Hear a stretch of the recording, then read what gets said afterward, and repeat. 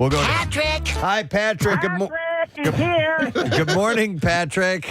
Good morning. Hey, it's Patrick the PhD. I haven't talked to you guys in quite a while. Patrick the what? The PhD. PhD. Oh, excellent. All right, well, listen, Patrick, let's see if your degree has done you well. What parts of Colonel Steve Austin's body are bionic? Both legs, one arm, one eye, and based on a rumor I heard this morning, one nut. One nut as well, yeah. Yeah, you got it right. Yep. Legs, arm, and eye. Hang on a second, Patrick. We're gonna give you a pair of tickets to see Dane Cook, fresh new flavor tour Saturday, October 12th at the Met, Philadelphia. Tickets are on sale now via Ticketmaster, by the way. All right, we will go through some stories. We'll start with this. Man, we talked about John Amos's passing and his daughter not knowing that he had died until much later.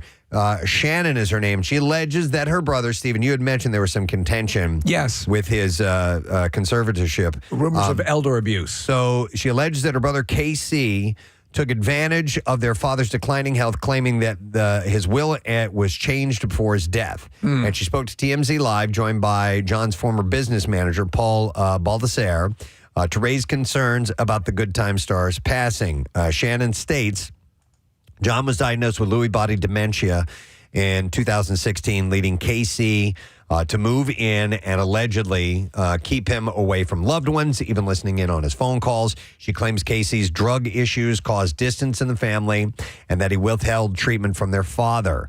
Baldassar, John's ex-business manager, says that he and two others were the original powers of attorney before Casey allegedly took over without notice.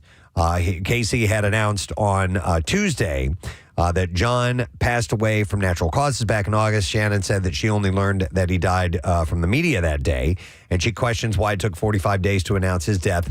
And also noted, she said, I think that my brother had him cremated quickly so that law enforcement couldn't do and the family couldn't ask for an autopsy. So the family is planning a memorial for him on November 23rd in New Jersey. They emphasize this dispute isn't about money at all. The good thing that this stuff can go on, but the legacy of John Amos and all of his great roles, that lives on. That's the main thrust of it. It's sad when this happens after they pass, but, you know, it happens. Yep. Let's see. Timothy Chalamet reportedly has grown close to Kylie Jenner's family as their relationship deepens. I got another, you look just like Timothy Chalamet. Again with that? Another one. When are you finally going to believe them? Well, that's very kind. So a source said that he is close with her family. She's close with his family. And added We're close with each other's families. They are a great couple, and everyone loves them together. The insider and they just joined a pickleball team, right? Also mentioned that it's very serious, but also a fun relationship, and noted that the couple has found a balance between work and spending quality time together. Chalamet is currently filming in New York City. She recently made her Paris Fashion Week debut. They started their romance rumors in April of last year and have kept the relationship pretty low key. Occasionally making public appearances. What's your read on Timothy Chalamet? I like him. I think he's really good. I don't know him outside of his acting realm. I think he's a really good actor. I think he's really good, and I think he's done a lot of self-deprecating stuff.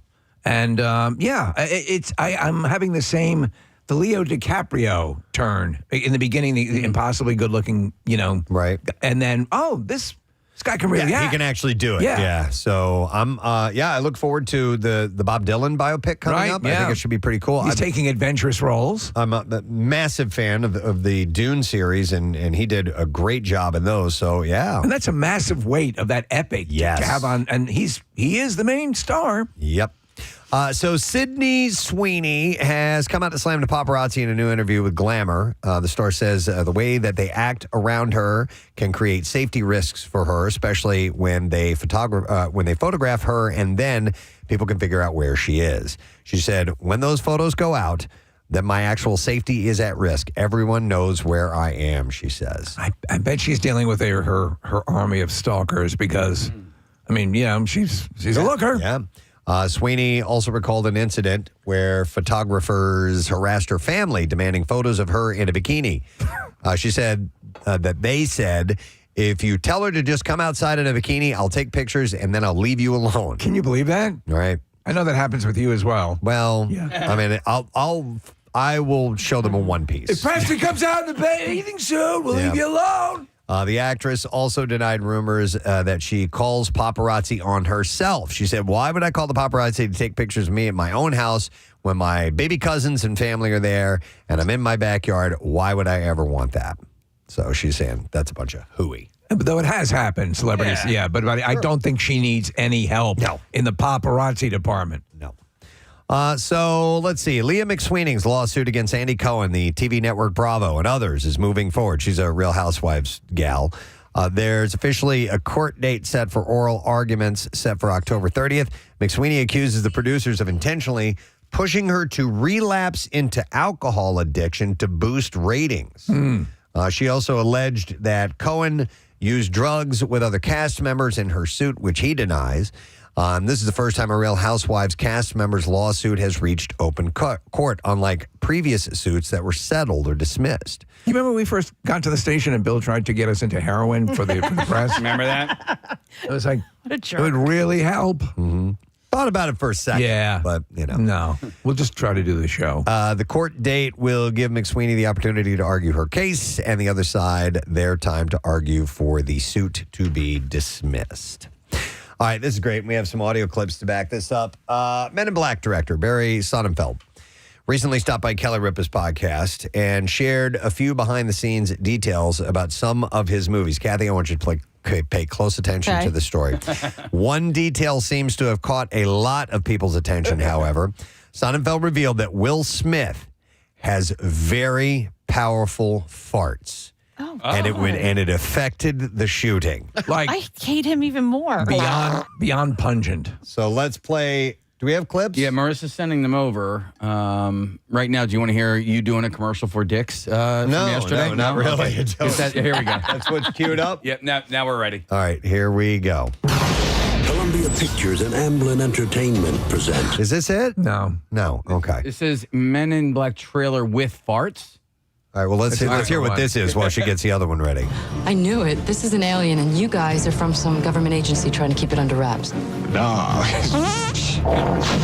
Tommy Lee Jones. It's a comedy. So this would be a comedy It's video. a comedy bit from the same prep service. There were actually two Barry Sonnenfeld clips where he's talking about on-set experiences with Tommy Lee. This one might be the one. All right, let's try this one. We evacuated the stage for about 3 hours, and That's incredible. no, he's lovely guy. Just he farts. All right, that's the second clip. The first one sets it up, but apparently, he was he was in a car with Tommy Lee Jones, and he goes, "Uh-oh, sorry," and he let one go, and apparently it was very powerful. It transcended the normal. It's okay, man. It's like, oh my god, Really? And I have experienced those so many times with people on both the receiving end and giving and the issue, where like you apologize ahead of time.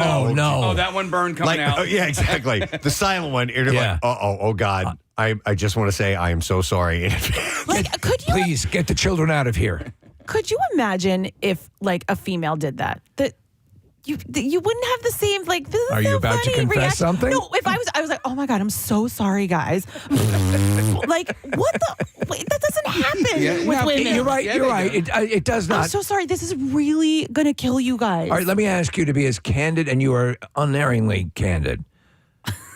Have you ever issued forth from your posterior an ungodly bit of flatulence? She'll never it's like admit to it. It's like Rosie. But you know, No, you know what you need to do is call my son about this. oh one. really?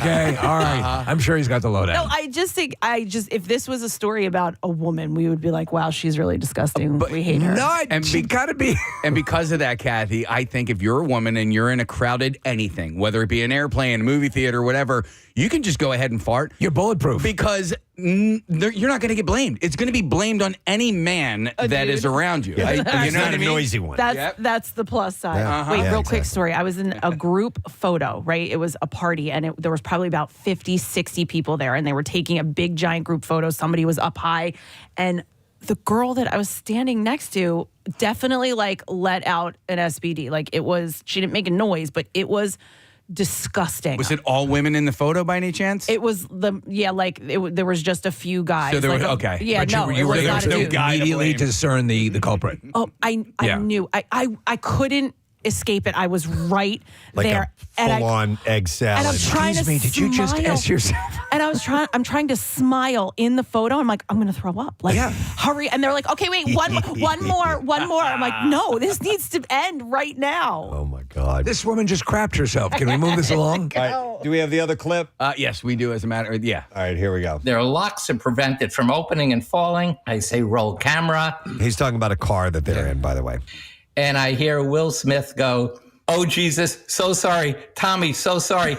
Baz, get the ladder." And you hear Tommy saying, "That's fine, Will. No worries, Will." Wow. So, yeah, he said that we had to evacuate the stage for about 3 hours. He farted in my face. Listen, we all have had our experiences. Yeah. A friend of mine growing up used to have, ungodly, I would describe it as acidic, like horrible farts. Yeah. And have you ever? Oh, my God, yeah. So my buddy Ben, he used to do this thing. It was so funny because we were together all the time, so it would happen regularly, and we were teenage boys. But he would do this. He had this very specific laugh when he would, as Kathy said, would let an SBD go. He would just go like this. And I knew exactly. I knew exactly the scent that was coming. He was just. So apparently Will Smith is very flatulent. And he slaps people. I thought this was a really sweet story. Workplace romances can happen from time to time, but this one was brewing for decades. School of Rock kids, Marta and Frankie. Their real names are Caitlin Hale and Angelo Masagli.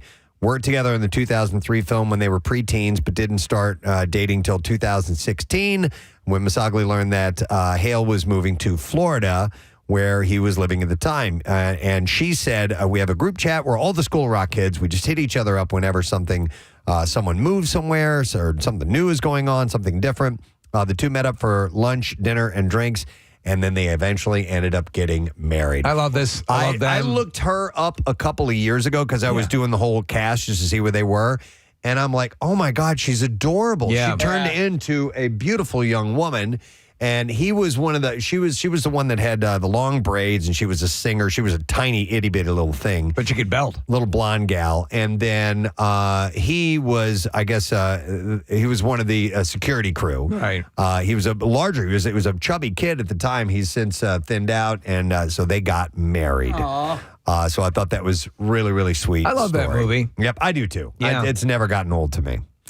Let's see what else we have here. Good morning, America. Weatherman Sam Champion revealed Wednesday that he's undergone multiple procedures to address skin cancer. He posted a selfie in his hospital bed, captioning it, "First pass of the knife with Mo's surgery today, and now we wait for the results." And he would follow that up with a post with two more, giving fans progress reports, said second pass coming.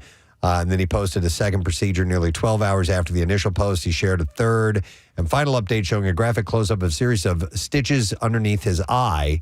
And he wrote, "The good news, final, we got it all thanks to a hardworking group of the kind doctors and nurses." So that dude was a local weatherman in New York years ago, and he was always Preston tan. Always. Yeah, he was always a sun worshiper, yeah. And he ends with this, when you see something you don't like, make sure you talk to your doctor. Colton Underwood and husband Jordan C. Brown had welcomed their first child, a boy, via surrogate. They named him Bishop, a rather unique name that had fans asking the question, which they answered in a Q&A session with followers on Instagram stories. And he had said the reason they went with the child's name is because he said we were obsessed with B names. And he added, Bishop was the very first one we loved. So now you know. So there was nothing more to it than Butthole was taken. Yeah, Butthole was taken and Bishop was not. So they went with it. butthole. All right, how great is this? Abbott Elementary will reportedly have a crossover with It's Always Sunny in Philadelphia Wow. in its upcoming 4th season. So it's going to be on Abbott Elementary. Rob McElhenney, Danny DeVito, and Charlie Day will appear alongside the Abbott Elementary stars like Quinta Brunson, Tyler James Williams, and William Stanford Davis. At least that's according to a photo that Rob shared yesterday. The crossover has been teased for months, with Brunson hinting at it during San Diego Comic-Con. The air date for the episode hasn't been announced yet, but it will likely air after Abbott's Halloween episode. Season 4 of Abbott Elementary will premiere October 9th, and that is on ABC. I love this. So, It's Always Sunny can get a little bit fantastical, but I think there's absolutely room for a crossover in this. Yep, That's agreed. very cool. Yep. This was sad news. Ron Hale, best known for his role as Mike Corbin on General Hospital, passed away. He was 78 years old. He reportedly died due to natural causes at his home in South Carolina. That was back on August 27th. Yeah, I was watching a video yesterday of one of his castmates, and this guy I've seen in all sorts of soap operas. I think he's one of these guys who was wearing an eye patch in his character, and he was bawling his eyes out, man. Oh, man. The specific cause of death. This is one of his coworkers? Yeah. Because there was a character, it wasn't on, Kathy, who was Patch on? Do you remember him back in the day? No. All right, maybe that was on, it might have been All My Children. There was a character who wore a patch, and his name was Patch. Of course. Probably not the same guy. Yeah, okay. The specific cause of death has not been disclosed. Throughout his career, he appeared in several TV series, including Ryan's Hope in the 70s. He retired from Hollywood in 2010 and received 2 Daytime Emmy nominations during his career for Outstanding Supporting Actor in a Drama. So over the weekend, I watched the movie Soap Dish, which is of a time because there used to be a time when all of those soap operas would dominate afternoon television on the networks. They all had, very popular soap operas. Every single channel for blocks of hours. There were 7, you would see 3 or 4 in a row on each channel. Yeah. I mean, that's what daytime television was. Huge. When you weren't watching The Price is Right. Marissa brought this. Patch was on Days. Days of Our Lives. Okay. Yeah. Like sands to the hourglass. So, so this was the guy who was crying. That's him. Okay. Yeah. All right. Oh, man. So when the cast of season 4 of Bridgerton was announced, one name was conspicuously absent, and that is Simone Ashley, who plays Kate on the series. Oh, yeah. She's the really pretty British actress. Fans were concerned. He faulted him. But they can rest easily at this point. Is she coming back? Ashley cleared things up with Glamour UK, He farted in my face. telling the outlet that he farted in my face, and she said that I know I am returning, but that's all that I can say. Bridgerton, you farted in my face. She's gorgeous, and she sort of it was the season where the dude left, so you were kind of like, oh, is this even worth it? Yeah. And then her and her role and her relationship with the brother made the whole show. It was like, okay, we're back in. So apparently her work schedule outside of Bridgerton was the issue, and she addressed that saying, I absolutely adore the show, and the more I can be a part of it, the better. They've been really kind to work with around my schedule. So season 4 is currently underway. Let me put it in terms of the way you guys will understand. She's the one that has all the sex scenes in that episode. Okay. I mean, in that season. Are they doing a spinoff with her? Oh, no, I don't think so. I don't know. I should Bridgerton or something? Yeah, I heard rumors that she was getting her own show. All right, then one last story. He's got extensive experience dealing with elves in the Lord of the Rings series, so it makes an odd kind of sense that Sean Astin's next gig will once again have him dealing with elves, but the North Pole kind. Astin has Christmas elves. He has won the role of the head elf himself, Santa Claus, in the Broadway production Elf the Musical. Well, you know, Santa Claus is king of the elves. The debut performance will be at the Marquee Theater on November 9th with an official opening set for November 17th. The limited engagement runs through January 4th of 2025. Astin said in a statement, it has been a lifelong dream to be on Broadway, and I can't think of a better way to celebrate the season than by spreading Christmas cheer as Santa Claus. I've been in deep preparation for this role since I was 5 years old, and now my kids can say, Santa, I know him. So that's great. All right, movies are opening. It's a Friday.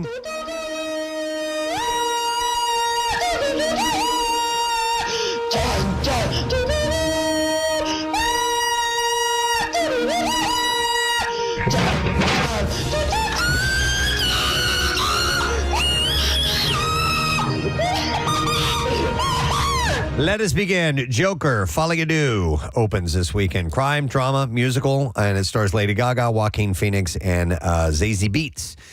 Joker, Folly Ado finds Arthur Fleck institutionalized at Arkham, awaiting trial for his crimes as Joker. And while struggling with his dual identity, Arthur not only stumbles upon true love, but also finds the music that's always been inside him. 2 hours and 18 minutes long. It's rated R, wide theater release, and we know it's already gotten panned a bit. Rotten Tomatoes score fairly low at 39%. Then you have The Outrun, and it stars Saoirse Ronan, Rask Reeves, and Stephen Dallad. Rona, fresh out of rehab, returns to the wild Orkney Islands after more than a decade away as she reconnects with the dramatic landscape where she grew up. Memories of her childhood merge with the more recent challenging events that have set her on the path to recovery.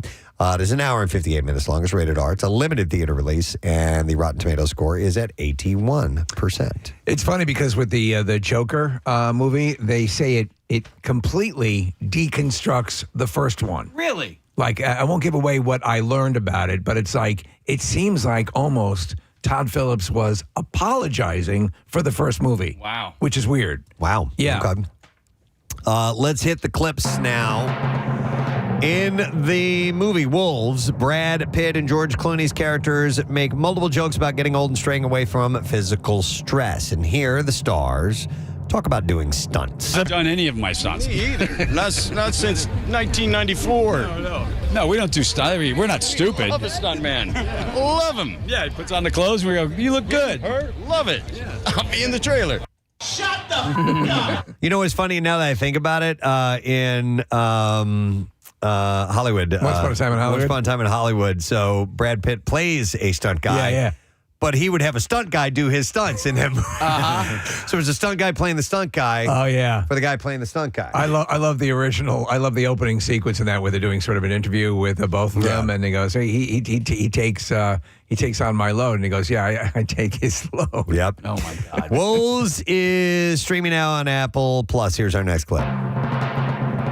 James Hong's career includes over 700 films and TV shows. Jesus. And here the legendary actor shares, 700? His affection with his latest animated project, Gremlins, The Wild Batch. The whole screen becomes alive with a new feeling. It's not the animations where AI just take over and, there's no real heart. This is all heart. It gives me a chance to do the grandfather the way I want to do it, and I'm glad they accepted my version of grandfather. Yeah! Season 2 of Gremlins, The Wild Batch, is streaming now on Max. Like I was saying, everything from Chinatown to Balls of Fury. Yeah. I mean, To Revenge of the Nerds Part 2. Revenge of the Nerds Part 2. Big Trouble in Little China. Big Trouble in Little China. So many great movies. He's great. He's been in... I met him once. Super really? nice. Yeah, at one of the horror conventions. That's awesome.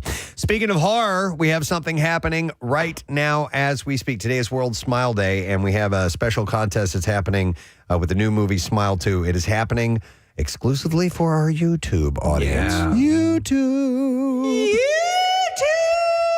And if you watch on YouTube right now, look for the poster in the studio. It has the info that you need to win a $250 prize today only. And there's a link on PrestonandSteve.com for you to join us on YouTube. Smile 2 opens in theaters on October 18th. So that's going on through the course of the morning. So take a look now. I'm psyched. I enjoyed the first one very much. Excellent.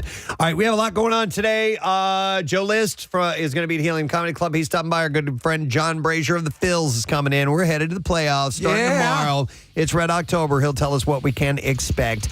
We'll come back in just a moment. We'll do the Connoisseur. We got to figure out our order here. We'll do that in a moment. So stick around. We'll find out what's next.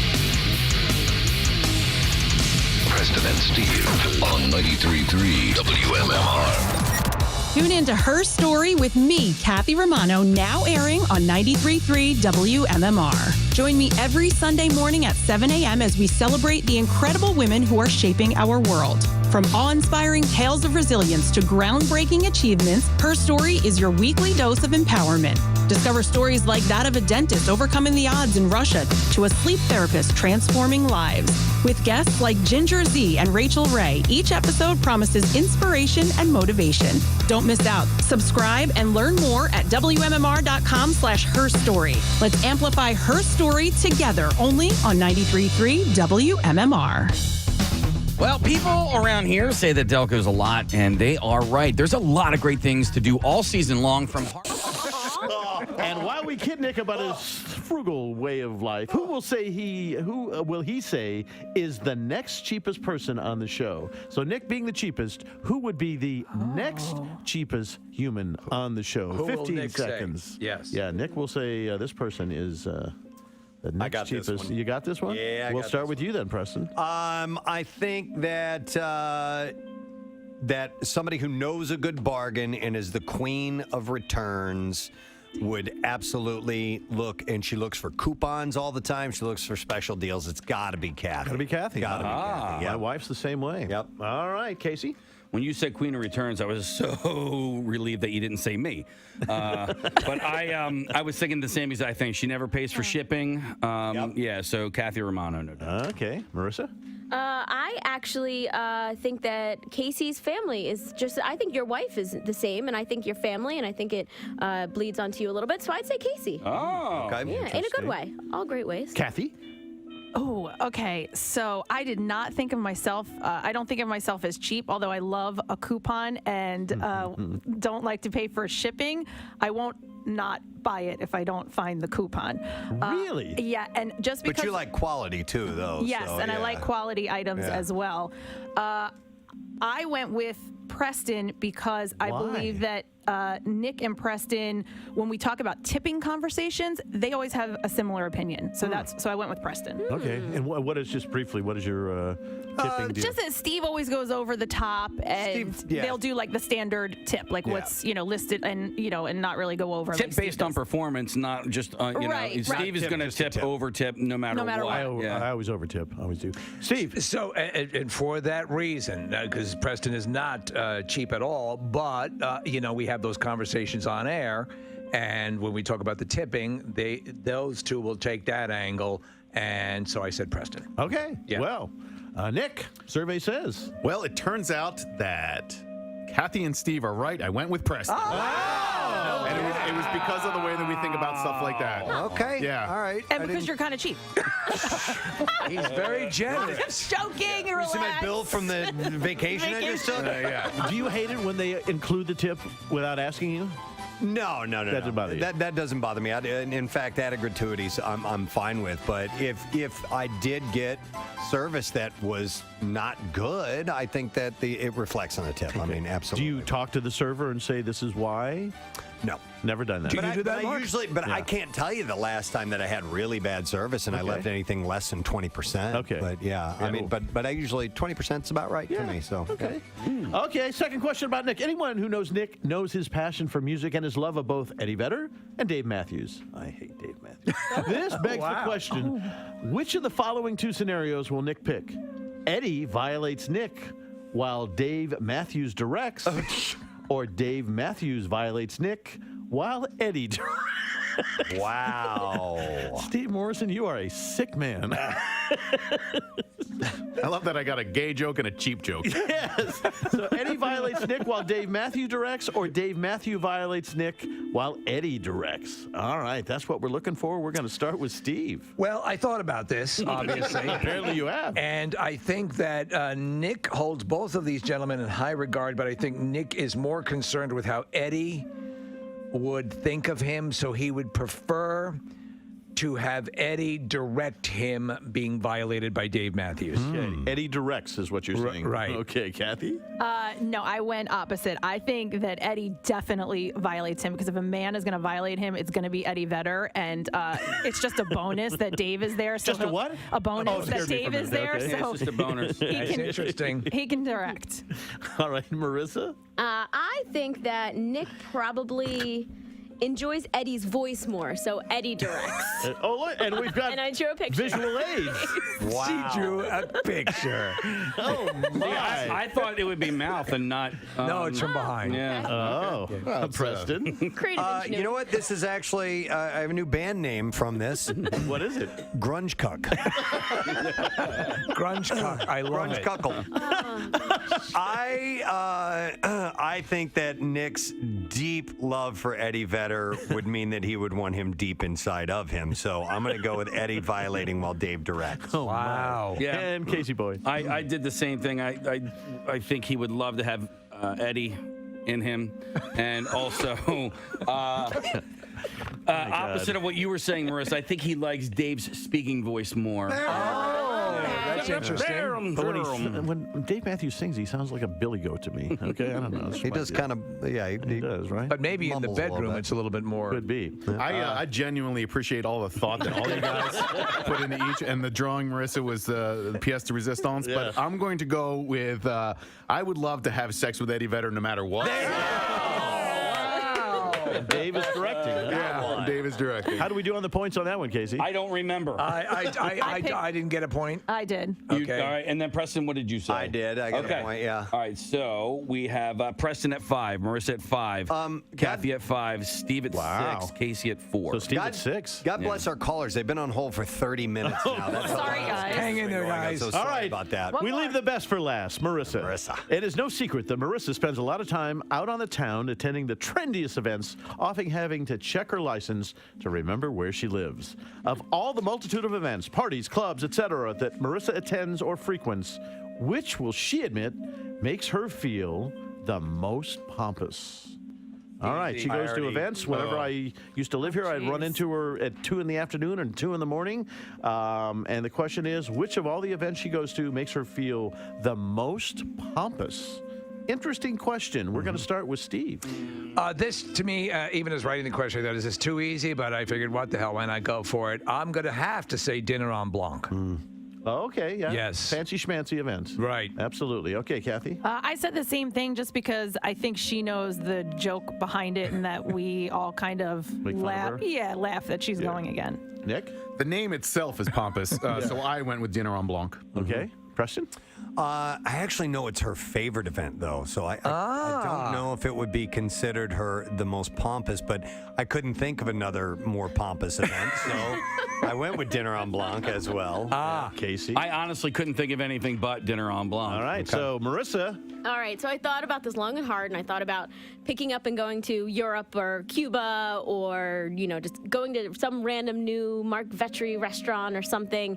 And all of these, you guys make fun of me for being pompous. But even though I feel like it isn't that pompous, but I'm also just defending it, it's got to be dinner en blanc. All right, so the That's a scores clean remain sweep. the same. Steve is still in the lead with 7 correct answers, I believe, now. Oh, all right. Yeah, and so the only ones that can either tie are Kathy and Preston. All right, last question.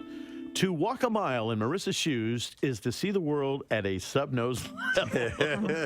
Which show member? Oh, my God, I can't believe this is the last question. Oh, my God. Which show member will Marissa say has the most out-of-control nose hair or cave bats situation? Wow. She's short. She looks up in various places that they think others don't. Preston is in the lead. We could have a potential tie. Then we will go to a tiebreaker question. I have no idea what that is, but we'll figure it out. We're going to start with Casey. Okay, so it couldn't be me because I pick my nose all the time. So there's virtually never any bats in the cave. I got to go with Preston on this one. I don't really have any other explanation of him. All right, Preston. You know what? I've brought this up several times that Marissa has to view nose hairs regularly. I'm the tallest member of the show, so I gotta put myself in that category. She probably sees the most. Yep. Nick. I'm hoping it's not me, but I'm going to go with Preston as well. All right, Kathy. I went with Preston as well because of the height. His height. Steve. I went with Casey. Wow. Because? Only because I figured there's a lot of work around there just lodging things and stuff might be more visible because of that. Though Preston is taller, obviously, and the angle's probably better. I went with Casey. All right, so potential tie here. Marissa, the answer is? All right, I'm going to admit something to you guys. There is only one member of the show whose nose I've looked up, and it's because he's constantly pointing it out and seeking my approval. It's Preston. All right. There you go. So, Casey, tell us the score, please. All right. The final score is, I got to give him 1 and her 1. We have a 3-way tie. Oh. We have a 3-way tie between Preston Elliott, Steve Morrison, and Kathy thought of something else I did one time. But immediately, here I am as an adult thinking, I'm in trouble. I'm in trouble. I'm in trouble. One time we were doing a promotion at the Granite Rim Mall with Y100, and we had we used to take a little putter and a putting green, and we would do a putting contest. Yeah. 'Cause when you go to these promotions, you have a little game. People can play, come on, and when. So we're out there, and we're bored. Nobody's coming out there. And I decide to take the putter and take a full-on driver swing. No, you didn't. To the golf ball. Or I was pretending to. I was going to swing over the ball. And, of course, I'm aiming right at the parking lot. And we were there was like a tent sale going out there or something. So there was a wide open area where nobody was parked. But about 50 yards away, there were cars. I swung at this thing. I hit the ball. And it goes over and thunk and hits the side of a car. Big, huge dent in the side of it. And I tell an intern, I go, go get the golf ball. Go get the golf ball right now. Go get it. So they ran and got the golf ball, and I go, put the whole golf ball thing away. Put the whole putting green thing away. Appearance over. Appearance over. Appearance over. Appearance over. Yeah. Attention. We've got our winner. Yeah. So put the golf ball away. Appearance over. And sure enough, like 10 minutes later, somebody comes walking out, and they look at the side of their car, and it's got a big dent in it, and I didn't fess up to it. All right. How many years ago? You're 15, 16. You're an adult man. I know. Wow. Here I am. I'm confessing it right now. Now, that was not cool. Don't say. But do you remember what kind of car or what color it was or anything like that? Okay. I have no idea. Okay. But it was, I remember them looking down. WMMR. All right, thanks, Kath. A little later on, our friend John Brazer will be by here. Braze is going to be talking about the Phils game, so we're going to have him on around Bizarre File time, and he's got always a rundown of activities and things you can expect at the games and what time you want to get there and where you want to park and all the things you want to do. 2 early games. Yeah. That's pretty awesome. Which is awesome. Most definitely. The illegal ride shares. How you get on board for illegal ride share and more. We'll get that info. But right now, we're doing it. Time for the Connoisseur. Yes. Yeah. We're headed into the weekend, and we looked at our schedule, and last week we did this in the 8 o'clock hour, so we tried to move it around a little bit so everybody gets a taste of it from time to time. So we got some. That's a play on words. Taste to it. So get you some food stories. We'll start with this one, a local one. This is an article from our friend Michael Klein. Vanda Bucci, who ran the South Philadelphia destination John's Roast Pork for decades, first with her husband and later with her son, John Jr., passed away on Tuesday. She was 91 years old. Wow, legendary. She had an extended illness, and they'll be closed the rest of this week, and they will reopen next week because of this. Bucci's son said that he regarded her as not only his business partner, but his best friend, and often said that she was the brains of the operation. She was also a lot of its heart and soul, a fixture in what started in the 1930s as a shanty on Snyder Avenue, and it was on a plot of land between railroad tracks and what is now a Columbus Boulevard strip center. I don't know if I've ever had one. I know that it was like voted the best sandwich in America. Yeah, Casey, I remember having one, but I've never been there. So somebody had to bring them by that the had to have been station it. at some point. Yeah, and I remember it being amazing. I know that I never went there to get it. So you're right. Like if I did have it, it was probably here. I think it's the same. Yeah. But man, I do love me a good roast pork sandwich. So Mrs. Bucci and her husband John Sr. took over the business in the early 1960s when his father, Domenico Bucci, fell ill. The business served a steady stream of truckers in those days when the road, which was pre-I-95, was a busy north-south thoroughfare.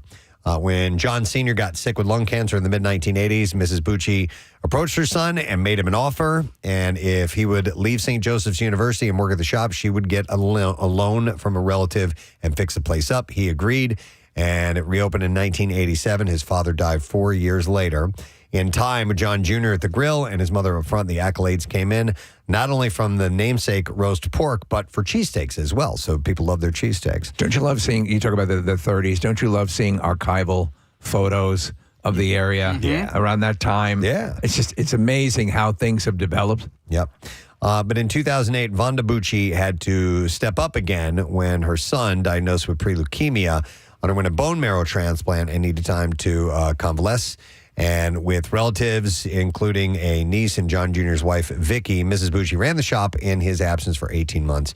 5 years after the transplant, he was back full time. But it was sad. She's a bit of a legend. Think about these matriarchs like this, like her, and these who have run all sorts of like Mama Dietz. I think of who've family recipes or whatever the deal is, and they go multi-generational. I was at a wedding a couple of weeks ago, and I was sitting with Mama Dietz's daughter. Oh, that's right. They're at my table. And I was like, no way. And we started talking about Dr. Mike. Dr. Mike takes care of the family. To Mama Dietz, and Dr. Mike was their doctor, too, so it was really cool. Steve, I went to that Romano's Stromboli place a few weeks ago. And talking about family run for a long period of time. And how was it? Oh, my God. Right? It was so good. Yeah. We went to Phil's game. I guess it was probably a month ago or whatever, but we stopped there in order to get the supplies for the tailgate and got some really good Strombolis and just excellent service. Really nice people. I can't recommend it more highly. And I remember he pronounced it Romano's. Romano, thank you. Right, Yep. that's right. Yeah.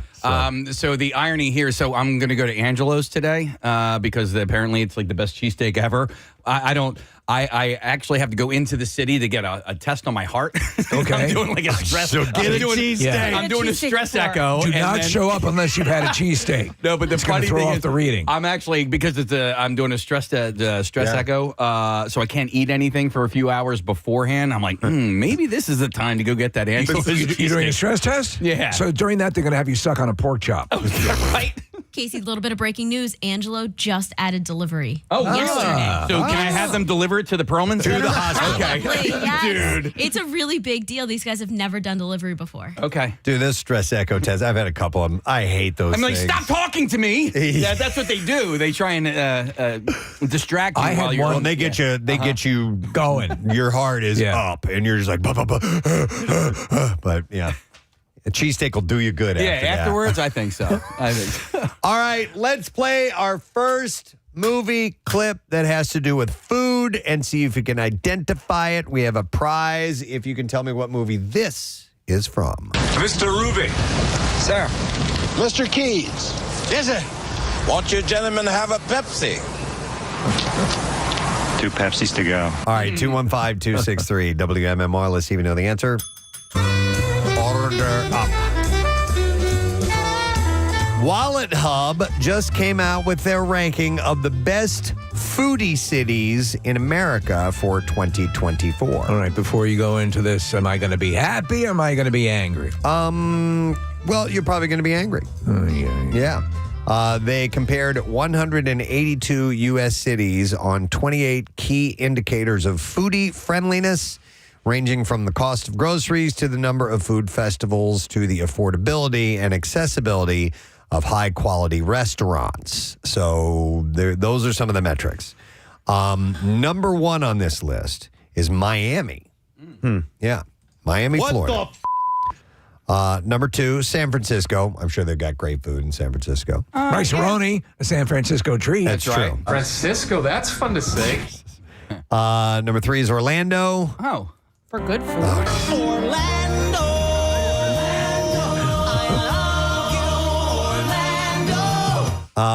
Portland, Oregon. I got something for you, brother. Back home to Oregon. What else do we got? I was just in, I can verify, Portland, Oregon has some great restaurants. Okay. Yeah, but I'm surprised at Orlando. Yeah, me too. What in the holy hell? I mean, listen, it gets so... Oregon? It's so many tourists. I suppose, and you can go around the world in this one particular place and visit all the countries. Yeah, and you can get the best ice cream sandwich you've ever had in your life. And actually, the in Canada, what do they call it? It's poutine. No. The restaurant in Canada, Epcot, is what is it called? It's like the celery or something like that. There's also a whole life outside of the amusement parks where yes, there are also, probably decent restaurants. We went to a great steakhouse there one time, Charlie's. We went to Charlie's. It was excellent. Who's Charlie? Yeah, I got you. Oh, no. Who is Charlie? Where's? I didn't mean to do that. Charlie? Rocco's Tacos. We went there. Marissa? I don't know. I was in Orlando for a press junket a couple of years ago, and I texted Mark Summers because he lived in Orlando for so long, and I said, where do I go in Orlando for a good restaurant? And he said, first things first, leave Orlando. So that was from Mark Summers. Well, they've apparently come a long way. There's a really, actually, remember, oh my gosh, I can't remember her last name, Devin. Clark. Oh, yeah, Clark, Devin Clark. yeah. Yeah. Mhm. So she lives in a place called, I believe, Winter Park, which is a short drive from Orlando. And that's a really cute town. They have great restaurants there. Okay. All right, so I'm beginning to figure that the accessibility is figuring a lot into your into this list and what puts things at the top of the list. Several things. Yeah. So then we have after Portland is Tampa, Florida is number 5. Number 6 is Sacramento, California. 7 is Vegas, followed by Seattle, Denver, and San Diego. If you want to know where Philadelphia lies, it's number 26. To me, that is insulting. Yeah. You insult me. And ranked higher than that, and I just try to give you guys some perspective, Pittsburgh is number 15. Hold me back. Yeah. And okay, so this is where I grew up, but St. Louis is number 12 on this list, and unless it's changed dramatically. Now, I haven't been there in a long time, so maybe it has. I don't know. Does New York outrank Philly? Did you see that on the list? You know what? I don't have the full list, and I don't remember, Nick. The only reason I ask is because I know a lot of New York chefs and restaurateurs will come to Philly because they can they do better business here. You know, they don't have to charge New York prices if they come to Philadelphia. Well, and they become a little more popular exactly, here than in that city. But they'll bring that quality down here. And Steve, I'm with you, man. This is a snub. It's a snub. Part of this is like affordability as well. So New York... Cheap, very inexpensive. No, you're not going to get affordability there So expensive. for high quality food. Okay. Well, and our prices are, they're pretty high now. Yeah. We're considered higher priced. Yep. No, I So would you can agree go with to you some there. of these other cities, probably eat at a similar restaurant for much cheaper. Kathy, we're kind of responsible for that because everyone is moving into the area to be closer to our show and listen to it. I understand. Right. It And does impact the economy. What's weird is they don't know they can listen from anywhere. But yeah, I know. Let them move here. You're going to kill the restaurant industry. San Francisco ain't cheap. You know, like this. Yeah, true. This list is bunk. Yeah. It is crap. Yeah. I don't like it. Maybe they're just eating rice-a-roni. It's a San Francisco treat. And they have those trolley cars. Yeah. All right, we will see if you can identify what movie this clip is from. Mr. Ruby. Sir. Mr. Keys. Yes, sir. Won't you gentlemen have a Pepsi? 2 Pepsis to go. All right, we will go to Mike, see if he knows the answer. Hey, Mike, morning, bud. Hey. All right, Mike, do you know what movie that's from? Is it Spies Like Us? Spies Like Us.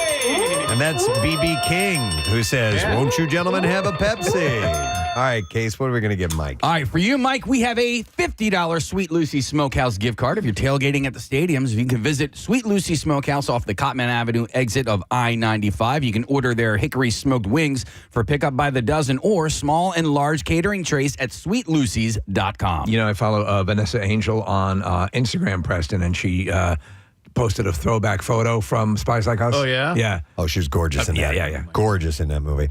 All right, I have another movie clip. It has to do with food. Let's see if you can identify this. I decided to retire and let myself go. Potatoes for lunch and potatoes for dinner. Beer. God, I love beer. Treacle pudding and cherry tart and cream. Cream. God is my judge. I'll never eat a lettuce leaf again. All right, so my hearing sucks. Yeah. Did that sound weird, or was that just me? Yeah, it's just, it sounds okay. It's Preston, in that scene, the actress is getting a massage. So her face is kind of like in a massage Thank table. you. I thought it sounded muffled and weird. All right, let's see if you know what movie that is from. In the meantime, we have another order up for you. So there was a study that was done by taffyshop.com, and they ranked the United States most and least sweet-obsessed states. I bet you we're going to get burned on this one, too. We don't have good food and we like all the sweets. Yeah. Number 1 on the list, Pennsylvania. Wait, that's a bad thing? No, I don't think so. I mean, we love sweets. Is it because we have some of like Hershey and we have some of the best. You're exactly Asher's right. and all those. We have the sweetest place on earth. We have all Zintners, right? Yeah. Pennsylvania achieved a perfect sweet obsession score of 80 out of 100. Wow. The state has the highest average weekly sugary snack consumption among children aged 1 to 17 at 22.8 snacks per per week. Okay, so we're also high on the diabetes list. It also ranks third in search volumes for sweet snacks, and with 3.7 million searches, and has 3.3 candy and chocolate shops per 100,000 residents. And we have some mofos too. Yeah. We have some world class sweet shops. Pennsylvania's sugar industry also contributes a significant economic output at $6 billion, which is tied for first. I literally went to the supermarket yesterday just to get something sweet for, last night. You know what I mean? Like I was like, okay, I don't have anything in the cupboards that is going to satisfy my sweet tooth And the cravings supermarket right now. has that stuff. And the supermarket, and so I went there, literally only got a box of cookies and then came home. Good for you. Yeah. Wait, you went just for the cookies? Yeah. I knew I That's wanted really something funny. sweet. I knew I wanted something. So you can take that cookie. Of the cookie variety. And so I just kind of walked, I'm like, yep, that's what's going to do it for me today. Oh my God, that's really funny. You guys remember I told you about Frosty Falls in Yes. Bridgeport? Right. Was greatest ice cream, so delicious. Their sundaes were amazing. They have a Chipwich cake. Come on. Okay. How come you didn't get this for me? Well, so I would have brought extras, but the whole thing was gone. We had like a little celebration for JC Student of the Month at school. Oh. Anyway, so we had, it was a Chipwich cake. It was, everyone was like, this is incredible. What is this? This is delicious. So a giant it was a chocolate chip cookie yes. sandwiched in between. Wow. But the chocolate chip cookie was more cake-like, so you could cut it, Okay. and then it had the ice cream with the chocolate chips around it. Did mommy take it into her margarita room? No, it was so good, though. Hey, Steve, quick technical question. Are there still rules about giving free plugs on air for exchange for product? Yes. I think there are. I think what we can do, though, is that we can pocket money Yes. for promoting businesses. Right. We can do that. Okay. I think that's what we do. I got you. Wait, was that directed at me? No. Oh, I'm I was trying like, to. Try to keep you out of jail. Yeah. I'm trying to get $44 myself for a that goddamn free cake. Oh, Is this from What the cars do you like? place Kathy was talking about? Yeah. Yeah, they on their marquee they wrote ice cream, use cream, cops come, it's weird. That's funny. Yeah, we did an ice cream run last night. Now we went to Dairy Queen, but I need my sweets, man. Yeah, I did you need get 'em. your soft serve vanilla cone? I went outside the box and I did. They have a new chocolate pie silk blizzard. And Okay. I got that. Silk I think I chocolate might go pie or there something. after Angela's Now you're today. making me. It's okay. Zaz is up the road from me. Oh, yeah. And they have an Earl Grey ice cream. That is What? exactly. It's amazing. That sounds disgusting. No, excellent. really? It's excellent. Earl Grey tea? Yeah, ice cream. I'd yeah, have to try it. It's delicious. You guys like coffee ice cream? Yeah. Yes. I do. Yeah, I do very so. much. Sometimes it throws me off a little bit. TaffyShop.com assessed sweet obsession levels across all 50 states by analyzing search volumes for sweet snacks, weekly sugar snack consumption among children, candy shop density, and sugar industry economic output.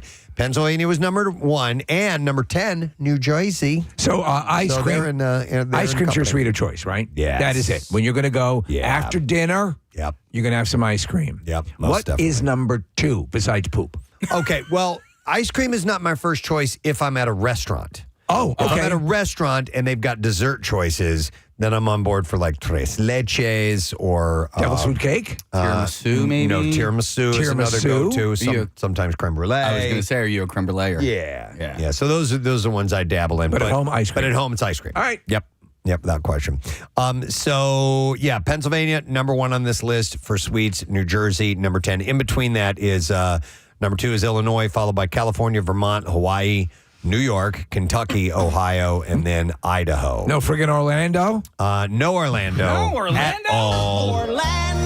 What about Oregon? Back home to Oregon. I don't know about those. What about Francisco? Francisco, that's fun to say. That's not a state. Oh. And neither is Orlando. We're going by states. Yeah, My it's bad. states, mind you.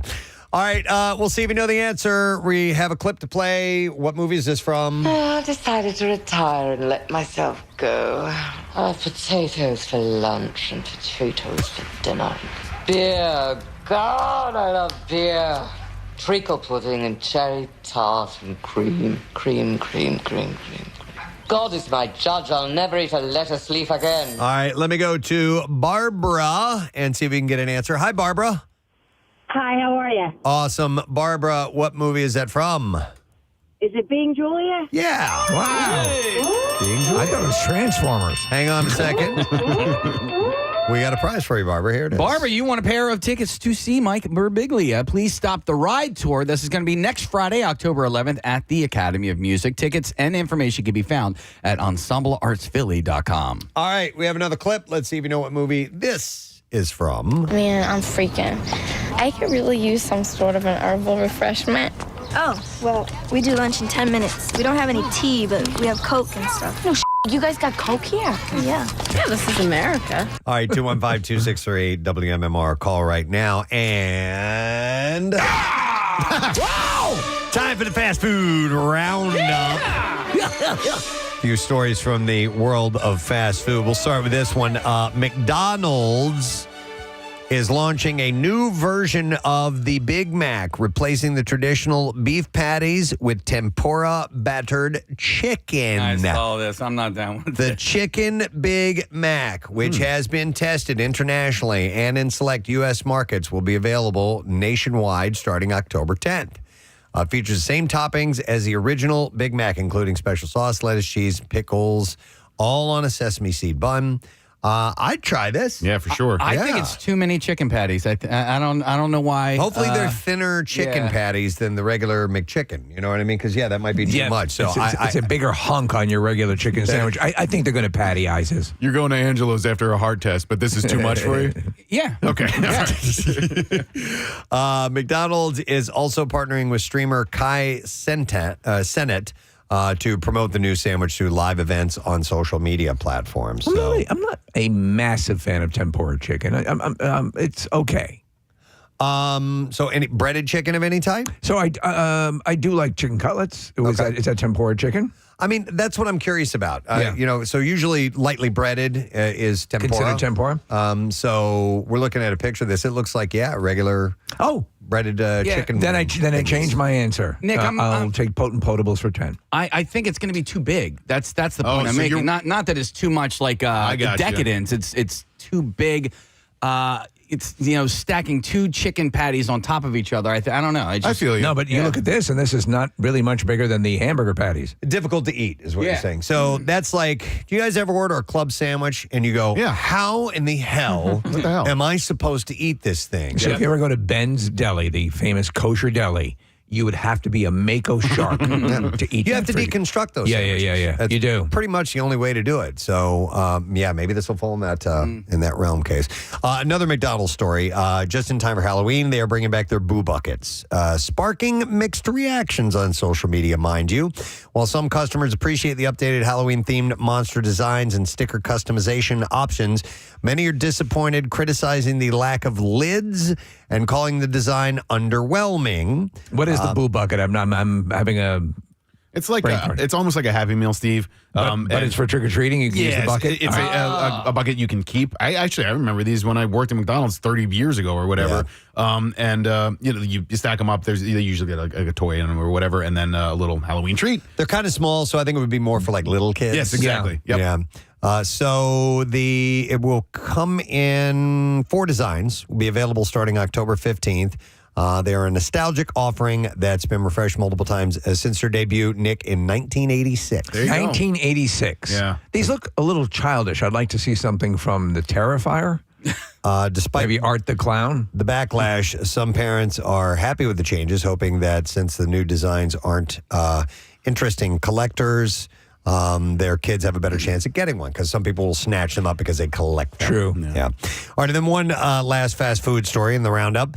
Starting on the 10th, Burger King is launching a new Halloween menu inspired by the Addams Family and featuring 4 items. The limited edition offerings include new seasonal twists on 2 regular menu items, Wednesday's Whopper with a purple bun, and Things, Rings, and Other Things onion rings. Okay. Plus a pair of entirely new items, Gomez's churro fries and Morticia's cookie chocolate shake. I always forget that Burger King has onion rings. The menu will be available nationwide for a limited time while supplies last. Yeah, that's a big differentiation from Mickey D's. Are you a ringer?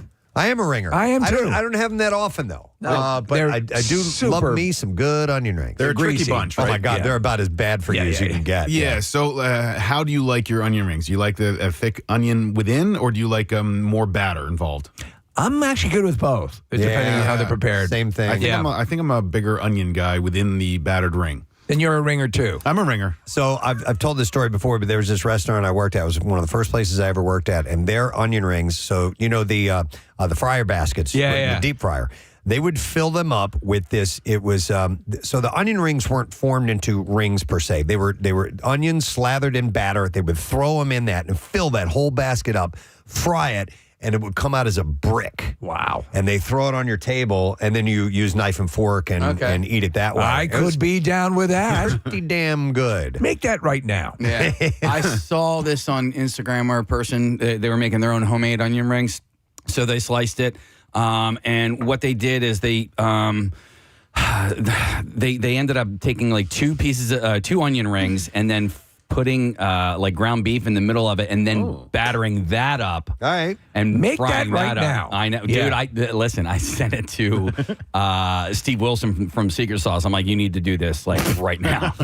Make this now. Yeah. All right, let's see if somebody knows what movie this is from. Man, I'm freaking. I could really use some sort of an herbal refreshment. Oh, well, we do lunch in 10 minutes. We don't have any tea, but we have Coke and stuff. No, you guys got Coke here? Oh, yeah. Yeah, this is America. All right, we're going to go to Joe. Hey, Joe, good morning. Good morning. Good morning to see you, Joe. All right, what movie, Joe? Clueless. Yeah.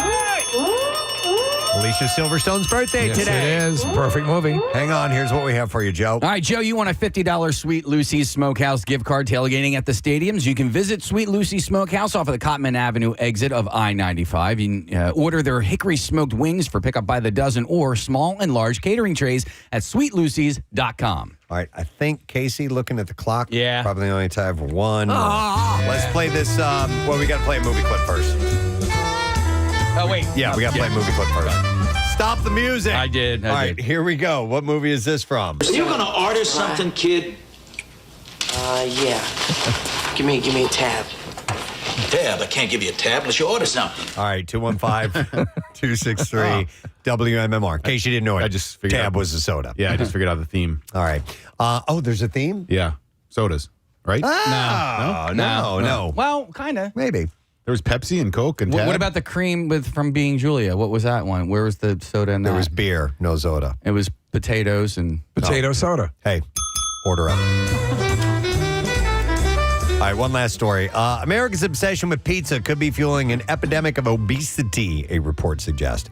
Medical experts online, drug marketplace, Universal Drugstore, analyzed Google searches and survey data to determine the most popular junk foods Americans like to gorge on, totaling average calories, fat, and sugars for each to determine which ones were the unhealthiest. And pizza is deemed the most popular, averaging more than 6 million searches every month. However, it's loaded with a lot of bad stuff. 1,200 calories, half the recommended daily amount. Well, if you're eating a whole pizza. And 55 grams of fat, more than the daily recommended amount. No, that's not if you're eating the whole pizza. No, because a slice of cheese pizza is 250 calories. Yeah, you're right. You're in the ballpark. If you get a regular slice of cheese pizza, because I have seen it pop up. That's why you'll see it in like those pre-made like a Nutrisystem plans. Mm-hmm. They'll give you a slice of pizza. Yeah. But what happens is a lot of people in a lot of places embellish, and it'll drive that caloric count straight up. Right. So What am I talking about? I am talking about the need to eat pizza. There, you said it. Chili came in second place in terms of popularity, with 2.7 million searches, most of which came from southern states like Louisiana, Mississippi, and Oklahoma, which also have recorded the highest rates of obesity in the country. The cold weather staple food had fewer calories than pizza, but more than 1/3 of the daily recommended fat allowance. The findings come as America's obesity epidemic surges, with 40% of U.S. adults qualifying as obese and 1 in 10 having a BMI over 40. But despite the grim statistics, the U.S. is far from the fattest country. Smaller nations like Tonga and Samoa actually top the Isn't that wild? world rankings. Yeah. So there, when you take a stress test, they hand you a cheesesteak. In the survey, tacos and steak took third and fourth place. With 1.8 million and 550,000 searches each, respectively. Hamburgers, hot dogs, and fried chicken all tied for fifth place. Those range from 150 to 500 calories per serving. It has been forever since I've had fried chicken. And I used to get it all the time. I love fried chicken. Yeah, you got to go to Acme on Mondays. It's Cheap Chicken Mondays. It's my rotisserie jam. Yeah. Oh, that's wait. Yeah, so they have fried chicken and then regular like roasted chicken. They also have the obviously the rotisserie, but you get the. Yeah, I know. I see it. Is it good? Oh, it's really, really good. Yeah. And while you're there, you can make a contribution to the Camp Out for How about that? Right there on the pin pad. Maybe pick up a parfait for me. So let's see. By the way, Casey, you're right. Yes, frozen cheese pizza. The average calorie take is 1,210. That's for the entire pizza, which is usually split between at least two people. One serving is only about 2 slices, given that most pizzas have about 8 to 10 slices. Each slice would roughly be 120 to 150 calories. Do you ever just order a whole pizza and eat it yourself? I have, but I haven't done it in a long time. I mean, I often say that Imperial pizza, I can easily polish off an entire pie. In fact, I'm usually you couldn't do a Lorenzo's. No. But I'm usually halfway done the pizza by the time I get home. If I get an Imperial pizza, yeah, I've eaten 4 slices before I even got pulled into my driveway. I'll tell you this. I've sometimes had trouble finishing off a slice of Lorenzo's. I was going to say the same thing. Yeah, slice. It's that big. Yeah. They are here next week. Lorenzo's is doing a meet and eat with us next weekend, next Thursday. Giuseppe's coming by. Yeah. Carter they do works have there. smaller pizzas, though, that they bring us. Do they sell those in their shops? At the Westchester location, yes. They do the smaller pizza. You can definitely get a smaller pizza, and they have different kinds of pizzas as opposed to it's not cheese. It's not as fun as that giant thing that can't fit through a doorway, but One time, our friend Giuseppe, who owns, brought by, it was during a winter storm, and he brought by a whole one of the giant pies for us, and so, it wasn't fresh, so I wanted to heat it up. I took a slice. It filled up an entire baking pan. To put in the oven. An entire cookie sheet. You can't air fry that to reheat it, man. Yeah. No, I've said this story many times. Taking a pie home from the Westchester location, Preston. We were out there. I think it was for the grand opening.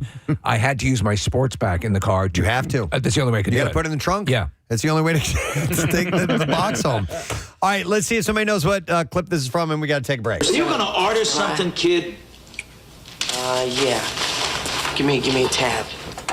Tab? I can't give you a tab unless you order something. All right, we're going to go to Mike. Yo, Mike. Hi, Mike. All right, Mike, what movie is it from, bud? Back to the Future. Yeah, of course. Yep. Here's what we have for you, bud. You got a pair of tickets to see Mike Birbiglia. Please Stop the Ride Tour, Friday, October 11th at the Academy of Music. Tickets and information can be found at ensembleartsphilly.com. All right, one last thing. I didn't give you your hack of the week. Oh, okay. To keep cookies and other baked goods soft after baking, add a slice of store-bought white bread to an airtight container.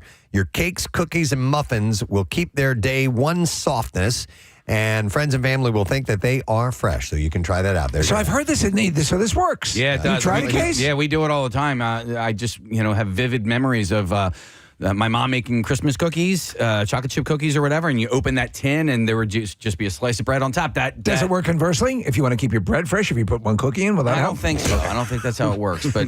Try it. Yeah. All right. Just try it. I'm going to try it. I'll report People back. Maybe miss that's out. next week's hack. That's it for the Connoisseur. We are wrapping up the segment, but thank you for being a part of it this morning, friend.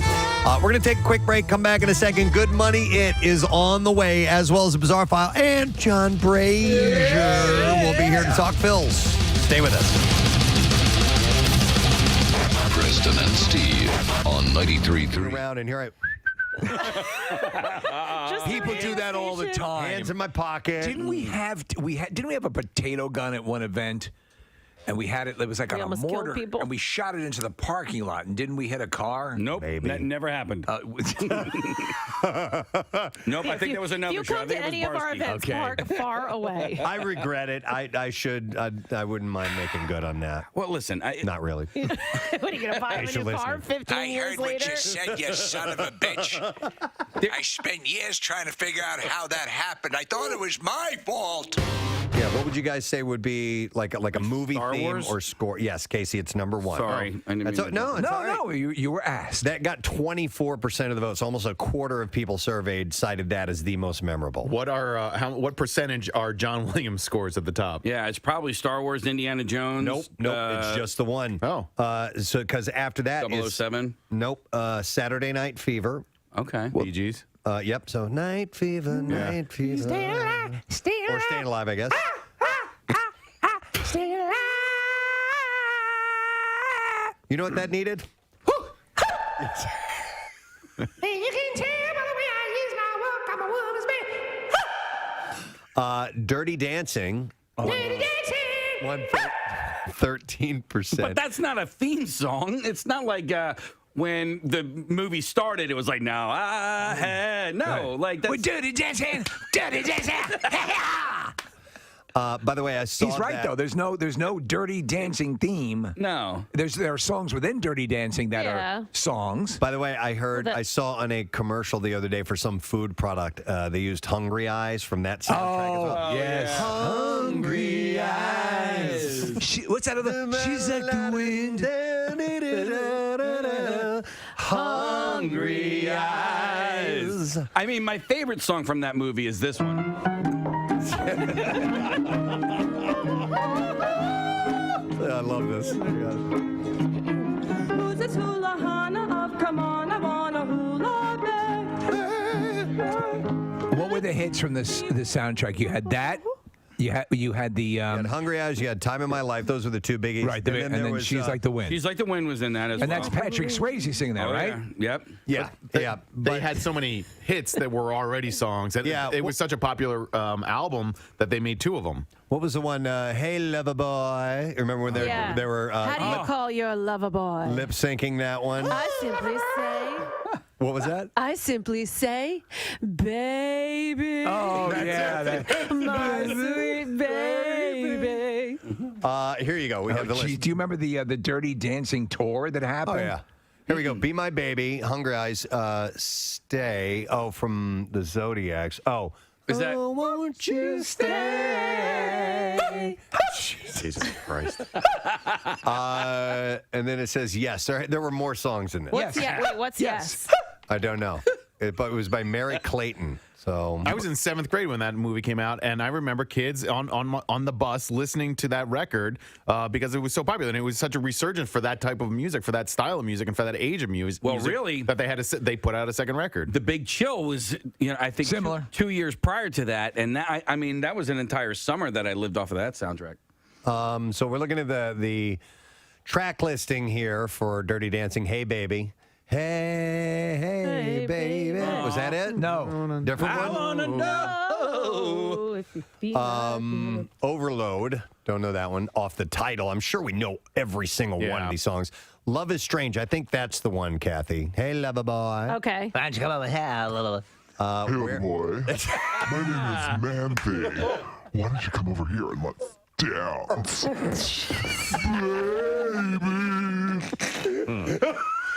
Baby. I'm dirty dancing all over your face. Just try not to move. Don't move. This hurts. Now do the lift. We're filthy dancing. I'll lift you up. Remember that remake? A day after the season 13 finale of America's Got Talent, finalist Michael Ketterer was arrested for domestic violence. Whoa. Well, it shows the system works because he only came in 5th place. Well, what did he do? Was he a singer or what? He packed luggage. No, I don't know. Michael Ketterer is I his think he was name, a and singer. I don't know what he did. We're looking at a picture of him with his arms open at a microphone, so that leads to believe that he may did a have John been McCain impression. a singer and impersonated John McCain. So those are the two things you can clearly get from this photograph here. He's going to be playing a Vegas casino. It's uncanny. Yeah. He just does John McCain, and that's it. Yeah. What would it be like if John McCain sang the songbook of Air Supply? A loving tribute to one of our nation's heroes and the kings of soft rock. I don't even have any air supply. One of our nation's heroes. You probably do on So here. lost without you. I'm sorry. That I knew you were right for leaving me solo. Very specific talent. It was the greatest John McCain Air Supply show I've ever seen. And I'm bringing back my whole family.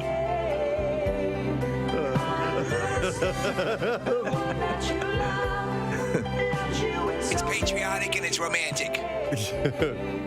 All right. So anyhow, I guess he was a singer and a John McCain impersonator. This is a student pilot. Yes. And I have not heard this yet. Student pilot is soloing for the first time. So they've got their lessons, and now they're going to take it up and fly it by themselves. Yeah, so she spent many hours training. Yes. And ready for her solo flight. And upon takeoff, she's in flight, and they notice one of her wheels, its fixed wheels, has fallen off. Okay. The aircraft. We have the audio of this, and I haven't heard it yet. Maggie, this is John. How you doing? I'm okay. Okay, you're doing a great job flying the airplane. Keep doing what you're doing. We got plenty of time. You got plenty of fuel. We got plenty of daylight. So just try to relax. And you always heard me say go back to basics. So we're going to work the basics here as much as possible, okay? Keep everything as normal as you can. All right. Okay. Oh, my God. I'm getting choked up listening to this. Seriously, I'm tearing up. He's a calming voice, though. That's somebody I would want to speak to on the other end. Beautiful job, Maggie. You got a whole bunch of people clapping for you up here. She landed. Great work. Thank you. Good job, Maggie. Excellent job. Oh, man. Oh, my God. I was nervous. Listen, I love flying in those small aircraft. It's really exciting. It's awesome. There's no way. And I have flown one. I told you my wife's uncle let me fly over Sweden, and I held the, I took control of the plane for at least an hour by myself. He was right next to me and had controls as well. But the idea of landing or taking off or anything like that, no, here's what I would do, okay? What you did, I would have the Fisher-priced wheel. Oh, just to pretend? Sit there like Maggie does with the dry. And that's how I do it. Oh, after I rode on the Avatar ride down in Disney World last year. They gave you a pilot's license? You became a pilot? No, He's an fly. All right, do me a favor. All right, I want you to calm down. It's like we've done many times on Pandora. All right? What's your name? Casey. Casey, okay. We're going to fly right by. You're going to see a whole bunch of floating boulders. You've seen it many times before. All right? All right? Is your ponytail attached to your bird of prey? It is? Okay.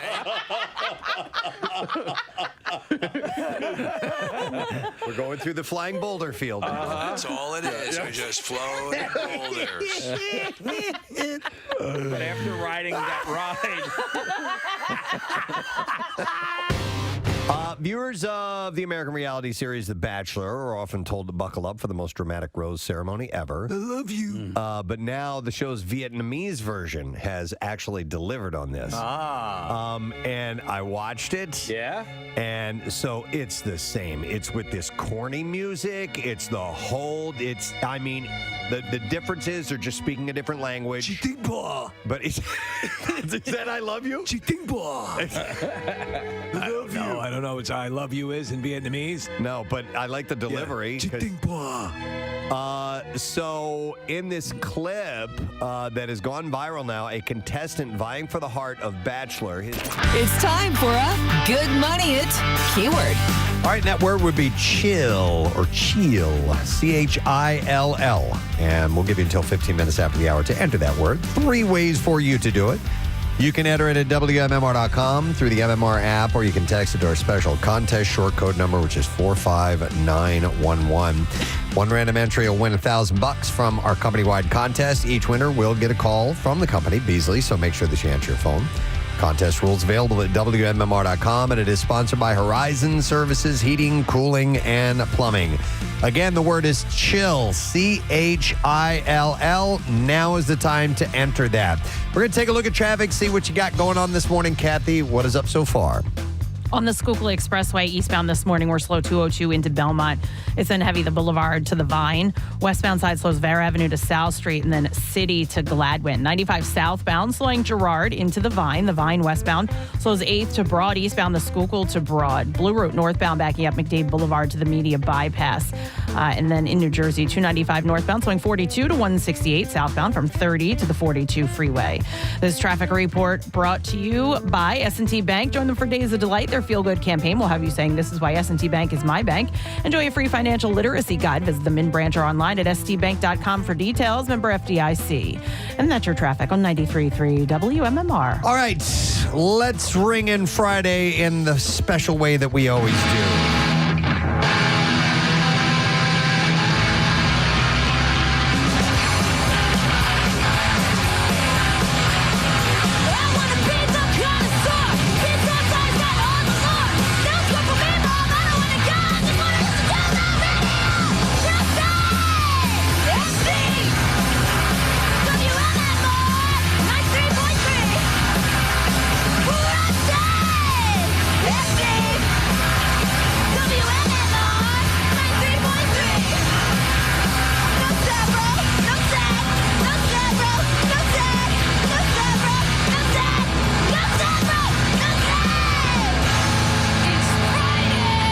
Once again, Froggy ringing in the weekend. Let's get to the B file.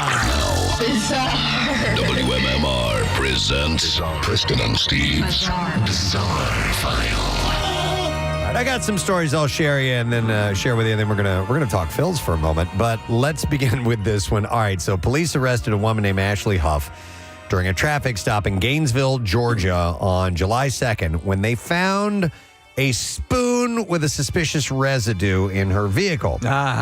Despite Huff demanding that it was just SpaghettiOs sauce, officers believed that it was meth. She said, "Nobody believed me." Do they make SpaghettiOs with meth now? The officer found it odd that she would eat SpaghettiOs with a metal spoon while riding in a car. Huff was arrested and ordered to seek drug counseling while awaiting results. And while that, she actually missed some of her appointments. So she was arrested and jailed. Wow. From August 2nd to September 18th. She was released only after lab results showed the residue was, in fact, spaghetti sauce. No. Oh, my God. During her time in jail, Huff missed her kids' birthdays and lost her job at Waffle House. She is now considering legal action. Of course. Which she should. I suspect one of my neighbors has a SpaghettiOs lab in their basement. Watch out. Those things are explosive. Yeah. For years, somebody has been leaving full bottles of what appears to be urine on an electrical box in Pasadena, California. And for months, a local filmmaker has been trying to figure out why. So Derek Milton said for the past 2 years, an electrical box in my neighborhood has been overrun with bottles of piss. He said this in his first of 6 TikTok videos. He said, and not your normal run-of-the-mill truck driver bottle of piss, but an assortment of different sized bottles, different colors, and sometimes complemented with a hand-drawn note. Piss boy! Since June, Milton and friends, including filmmaker Grant Yansura, have been investigated, purchasing various trail and security cameras and installing them while disguised as construction workers, with Milton's video series racking up millions of views. Now, the first camera captured only a phantom arm descending from above over the wall with the freeway on the other side. But later endeavors caught the man on video, although one camera was stolen, with its GPS eventually revealing that it had been brought to San Diego. Attempts to interact with the man, dubbed by some as the Pee Bandit, were less fruitful. An interview pad and whiteboard with questions left at the drop zone were untouched. And when in the most recent installment of the series, Milton spoke to the man through an overhead camera, the man appeared to reach into the trees to disable it. Milton and Nansura are also collected a sample from one of the bottles, and using tests they purchased online, they determined the liquid inside was clean, healthy urine. So this dogged determination to keep returning and adding piss to this box is weird. Milton is not the only person who has noticed a mystery bottle. Someone left an aggressive and threatening letter taped to the box where the bottles were placed. The city recently installed a triangular cap on the box to deter bottle placement, but it was quickly disassembled, allowing the bottles return. So they destroyed this thing so they could keep putting pee on top of it. The city is investigating a man in connection with the case, which noted Pasadena had replaced the pyramid that was destroyed. So they have a lead. Milton and Yansura aren't giving up either. They recently installed new cameras at the scene, so we'll see if there's a follow-up that comes from this. Listen, just to find out what the story is. Yep. Don't even arrest the guy. Just find out why. In Virginia, a man who worked in the county school system was arrested, and he was charged with child pornography and animal sex abuse-related crimes. Here's the deal. Here's the twist on this. This guy, Scott Ryan Matthews, was booked after his September 27th arrest. But Matthews, originally, he had reported being a victim of a sextortion scheme. And it was later determined, so he told the police about this, and I guess he gave him his laptop and said, here. Oh, man. And they found he was in possession of child pornography. Only look at these files, because the other stuff is kiddie porn. And sex abuse materials related to animals. Upon this discovery. That's the bestiality folder. Don't look at that. Matthews was taken into custody. At the time of his arrest, he was a special education instructional assistant at Cool Springs Elementary School. And he just handed over his laptop. Yep. Anyone with information about Matthews was asked to call the sheriff's office. Couldn't he have claimed it was SpaghettiOs? You know what? Apparently that's all the rage. A Calabasas, California mom is being praised for her toughness after giving birth on her front porch. Natasha Downing's doorbell camera captured the whole scene as her water broke while leaving her home at 39 weeks. Why not go back inside? The labor escalated quickly, and Natasha ended up squatting down and delivering her baby girl right there on the doorstep. The baby's name is Lily Bella. Her husband, Tom, was by her side throughout the unexpected birth. Natasha said that she knew she wasn't making it to the birthing center after her water broke.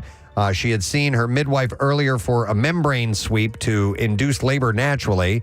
Labor pains started mildly, so the couple delayed heading to the center, but nature had other plans. Despite the suddenness, Natasha described the experience as healing and really amazing. She said she was just looking at the light breaking through the bottles of piss on an electrical box. And then we will do one last story. A Chinese man who frequently used a massage gun on his face and eyes had to undergo surgery after suffering lens dislocation and developing cataracts at the age of 42. You mean like one of those ones that you use on your legs after a workout? He was using that on his face? And eyes.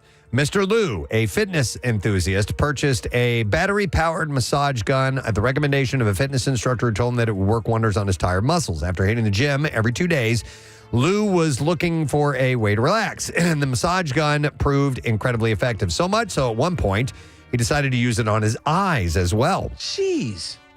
Lou's eyes always felt tired and dry, so he thought that the massage gun would have the same effect on his eyes as it did on his muscles. He said, I set the gun on low setting and used it on the acupuncture points around my eyes for 5 minutes at a time. At first, everything seemed fine. Lou actually felt more relaxed after using the massage gun on his eyes, but after about a week, he noticed his vision had become blurry. He panicked and went to the hospital where an ophthalmologist diagnosed him with lens dislocation and cataracts. I would naturally assume that would be a possibility. So after a while, he had told the doctors what he was doing. What are you doing? They said the massage gun's high-frequency vibrations were comparable to low-intensity rapid punches to his eyes. Have you ever used one? Yeah. Yeah, we have one at home. The eyes are extremely sensitive to physical trauma and can easily suffer lens dislocation, turbidity, and even retinal detachment, all of which cause severe vision issues. So he had laser-assisted surgery to repair the damage to his eyes, but his case is being presented as a cautionary tale for anyone looking to use a massage gun on their face. Here's a warning for all morons. Yeah. Don't do that. And that is what I have in the bizarre file for you. All right, friends, it starts tomorrow. It is Red October. Is this music from the movie Red October? This is great. Bills are into playoffs. They're playing the Mets. We have our good friend, the director of Fun and Games, John Brazer. What's up, guys? Hey. How you doing, bud? I tell you what, man, it is. I was watching the game last night, and I'm sure you guys were too. Right? The Mets and Brewers. And if I'm going to be honest, I'm going to say I was rooting for the Brewers, even though I think the Brewers are a better team. I just didn't want to face Mets fans in our building. Everyone has said this. But the more I'm thinking about it, you know what? To be a champion, you got to go through, you got to beat the best, right? Yep. I'm not saying the Mets are the best, far from it.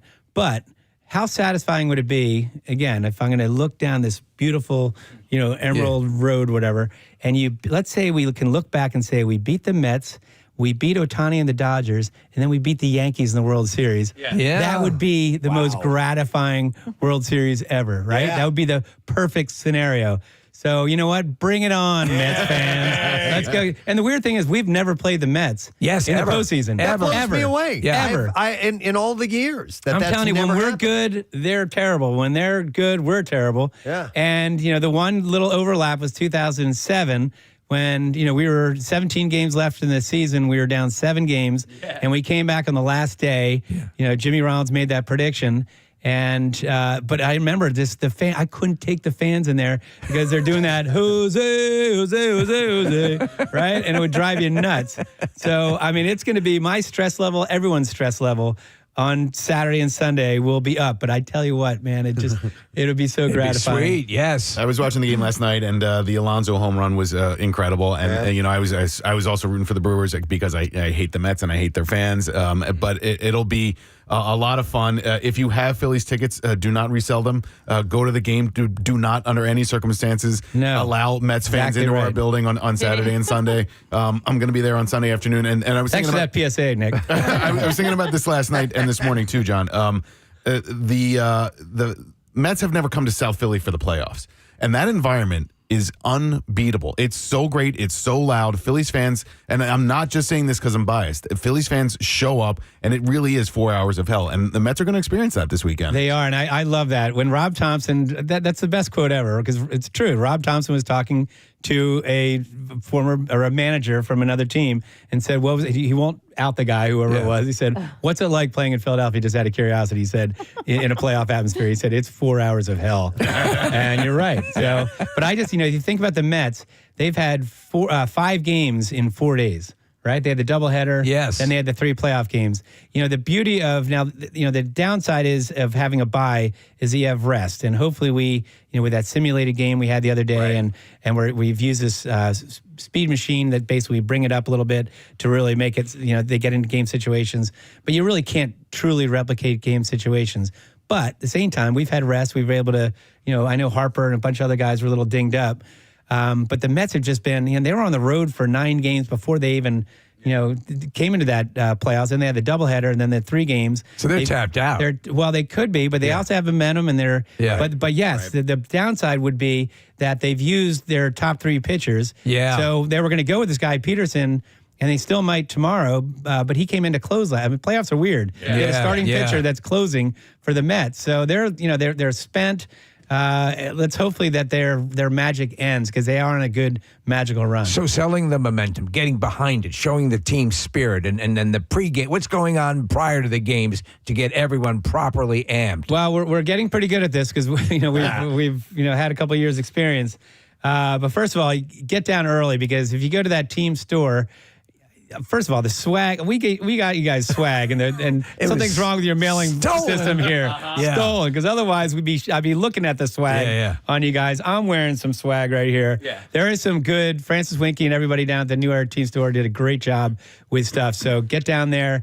But the beauty of this weekend, 4:08 games. So I love the 4 o'clock games. It's perfect. Yep. So we're going to have, like we always do, we're going to have a block party on CB Way starting at 1 o'clock. We're going to have pep rally start at 3. We're going to have, it's going to be the have you read the story about the Armentani brothers? Oh, the DJs. DJs, yeah, and the Stubbs became a fan. Yes. Yeah. So somehow, I guess through, they must have DM'd him or something. And next thing, we got into Instagram, and I'm really not. I'm showing my age right here. The Instagram and Instagram on the social media. Something with social media. Thank you, Steve. They hopped into a chat room on the Commodore 64. Exactly. So 8-track tape, something, right? But they're going to be DJing. It might have been through Facebook. So what they did was they put together. Yes, they're going to be DJing. But for those that don't know, they put together a tape. last year the song was Dancing on My Own. Yeah. Well, they still have that in there, but they put together an hour-long, basically playlist, and they played in the clubhouse, and it was awesome. So they're going to actually be performing. Oh, nice. Out there. So and there's going to be a Ferris wheel. There's going to be food tents, beer tents. It's going to be pretty awesome out there. And then at 1:38, the gates open. So get there early if you have tickets.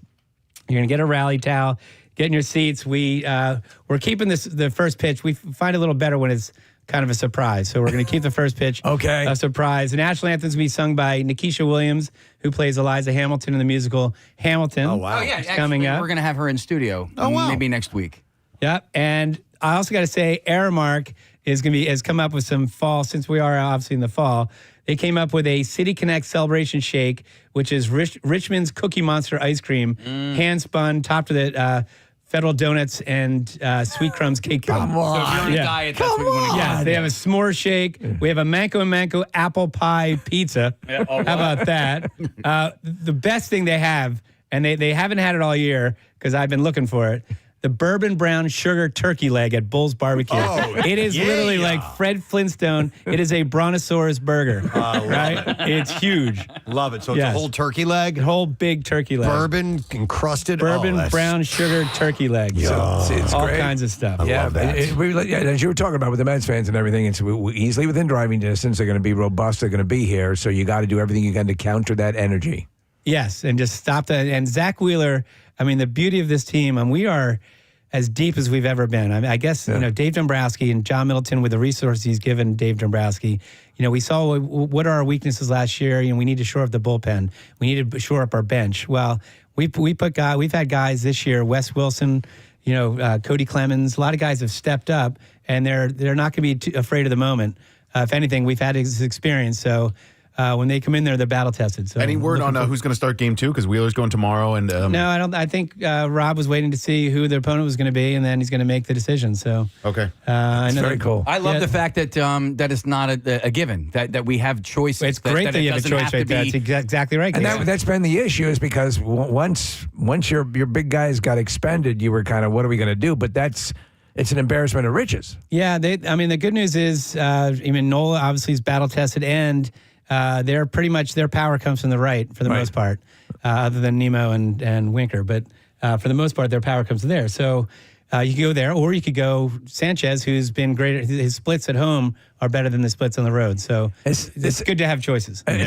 Listen, again, we said it last year. This is a great, this is something that is a wonderful reoccurrence, and the more it happens, the better. But just this alone is so exciting and so cool. Preston, what a great time you were last year. Experience was so good, so much fun. So this is it. And then, but I think everyone, you don't want to put the cart before the horse. There is a general excitement that looks incredibly positive for this team at this time. I agree. And I love the playoffs because, again, you just talked about the memories you have.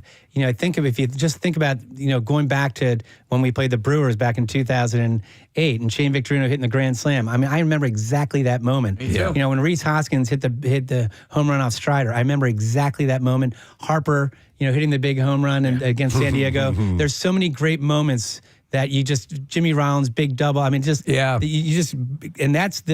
and it's always like the unsung guys, right? Some of the unsung guys, whether it's Eric Bruntlett getting a big hit, in the World Series, and so who knows who's going to step up? Joe Blanton hitting the home run. Joe Blanton hitting the home run. So it could be that Cody Clemens. It could be Weston Wilson. It could be, God knows who. It could be, everyone's written off Suarez because he hasn't, ended well, but who knows? Maybe he gets resurrected and he's the star of the playoffs. That's the beauty of baseball. You never know. Yep, and it starts tomorrow. Yes. Love it. All right, for all things goings on, Phillies.com or? Yep, Phillies.com is the best way to do it. Excellent. All right, John, we're excited, man. Thanks for coming by. All right, thanks, guys. Let's go, Phils! John Brazer from your Philadelphia Phillies. Exciting stuff. We do have to take a break. We're going to do that right now. Stay with us. We'll be back in just a moment. A little later on, comedian Joe List is stopping by. Preston and Steve. Nguyen Quoc Trong. I am bachelor. shocks viewers when she confesses her love for another contestant. Oh my God. Ooh. She's a lesbian. So that's never happened before. So you've had, a girl fall in love with another contestant, Sexy. as opposed to The Bachelor. So it's okay. She tells, It's all right. She tells Trung in a video, "I went into this competition to find love." Her name is Min Thu. And she tearfully tells him, "But I've found love for myself, but it isn't you, it's someone else." Thu then walks over to contestant Truck New. Don't you do advertisements for that? That's that's Truck You. Oh, okay. Sell them for less. I'm like, Sell what? for less, Jack. Tell Toyota, man. No, not Truck You. Truck. Tomorrow night on the Vietnamese Bachelor, Truck You. Truck New. Jack, sell them for less. Jack, sell them for less. I love you. I'm not the Jack. Truck New. Okay. Who is holding a rose from Trung. And Thu asks New, "Come home What you with gonna me." do? She says, "Come home with me, yeah?"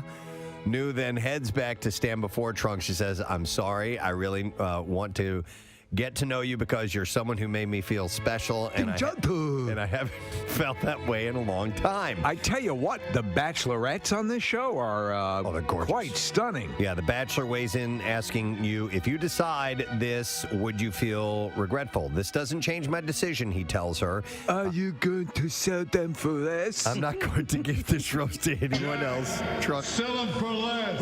Where's that voice coming from? You only get one chance in this life, and you need to take it. Only you. Who's Jack? Not anyone else. I want to let you know that I think you'll have regret if you continue with what you're about to say. Wow. So the show's host chimes in, telling Truck New, Sell them for less. Jack, no. sell them for less. Says you have a connection with Trung that made him choose you. You should give yourself a chance. Don't pass it up. But New seems to have made up her mind and gives him back the rose. She said, "I know you'll find somebody who really loves you, who understands you, who knows how to take care of you, who can look at you from afar and know how you're feeling. I'm sorry." And then the two women left together. But that's not how it ended. Oh, really? What happened? Truck New decided to return after... I can never sell them for less. My heart is broken, and I have no inventory at this time. You know what else I noticed? Ooh. I noticed. Just notice more things. I noticed that Not just product renaming. the Cold War The Cold War. CW. could have been a world war. TCW. But a cache of Soviet jokes that was compiled by CIA agents during the Cold War has been released among a cache of declassified documents. Soviet jokes designed for what purpose? It's hard to say because they mainly make fun of the Soviet Union.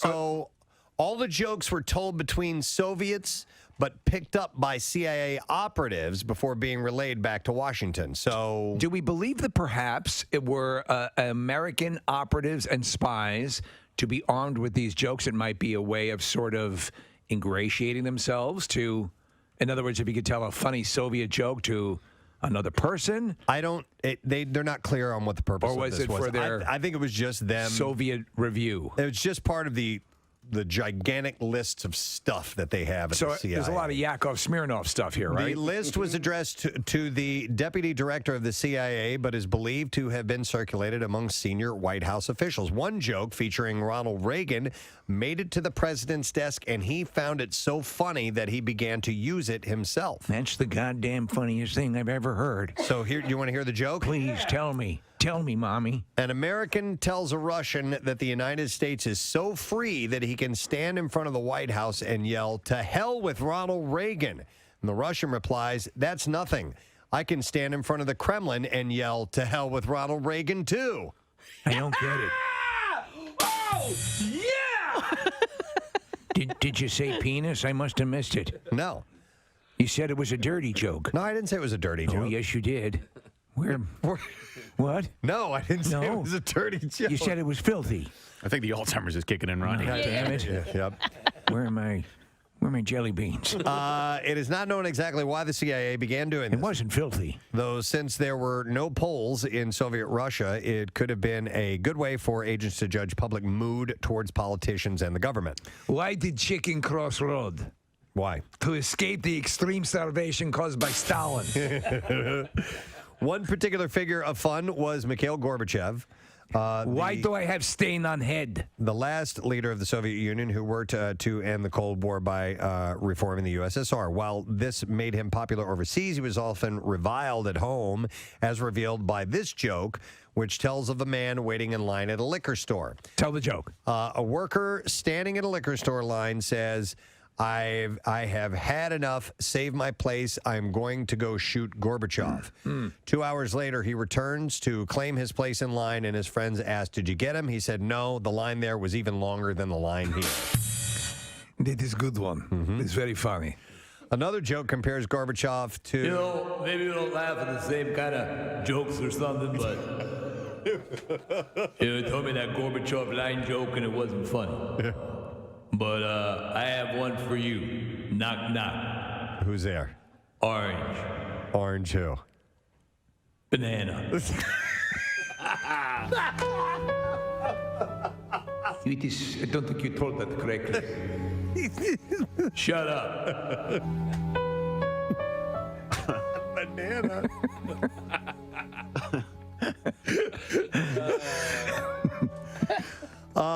So Stalin. I'm going home.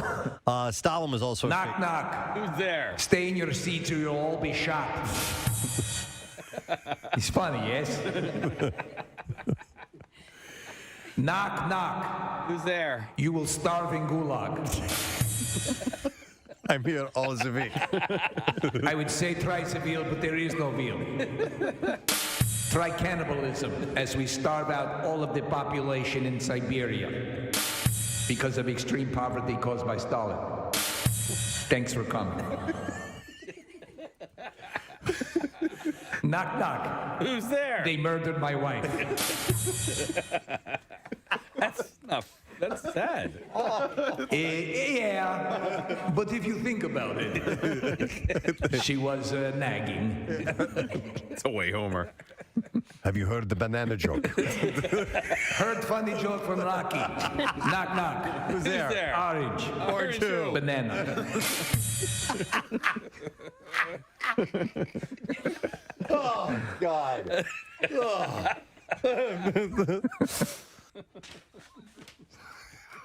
Well, these are CIA files. Hey, I am having literally to hold stomach from pain of laughing. Yes, exactly. Okay, I noticed that, and I figured we might have Notice the Soviet humor.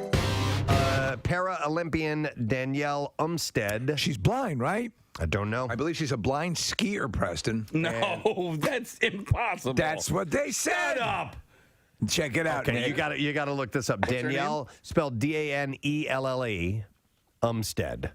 And I think, unless I miss my guess, she has no torso. Oh, okay. Well, that might be it. Just her head. Everything on is her connected hips? with pipe cleaners. A blind skier? Is that what it says? Am I right? Well, I don't know. Nick's looking it up. I'm just curious. Is there a Wikipedia page? Oh, she's a deaf gurner. She makes the ugly faces, but can't hear anybody laughing. Oh, that's sad. It's wrong. Let's see what it says here. She is a skier and visually impaired. Visually impaired. She's full-blown blind. Is she full-blown blind? Well, I saw her, and on a small pair of skis next to her was a dog. Oh. Left. Right. Left. 2 barks for left, 1 for right. Yeah.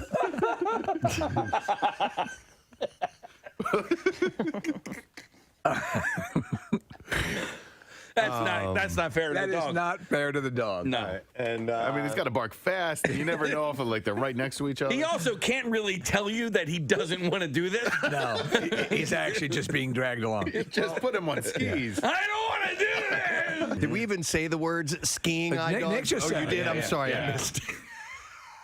The They may not be married, but Jennifer Gardner and Ben Affleck are still family, according to Ben's brother Casey. During an interview with E.T. on Saturday. Are you still family? No, entertainment television. Do you all get together for the holidays?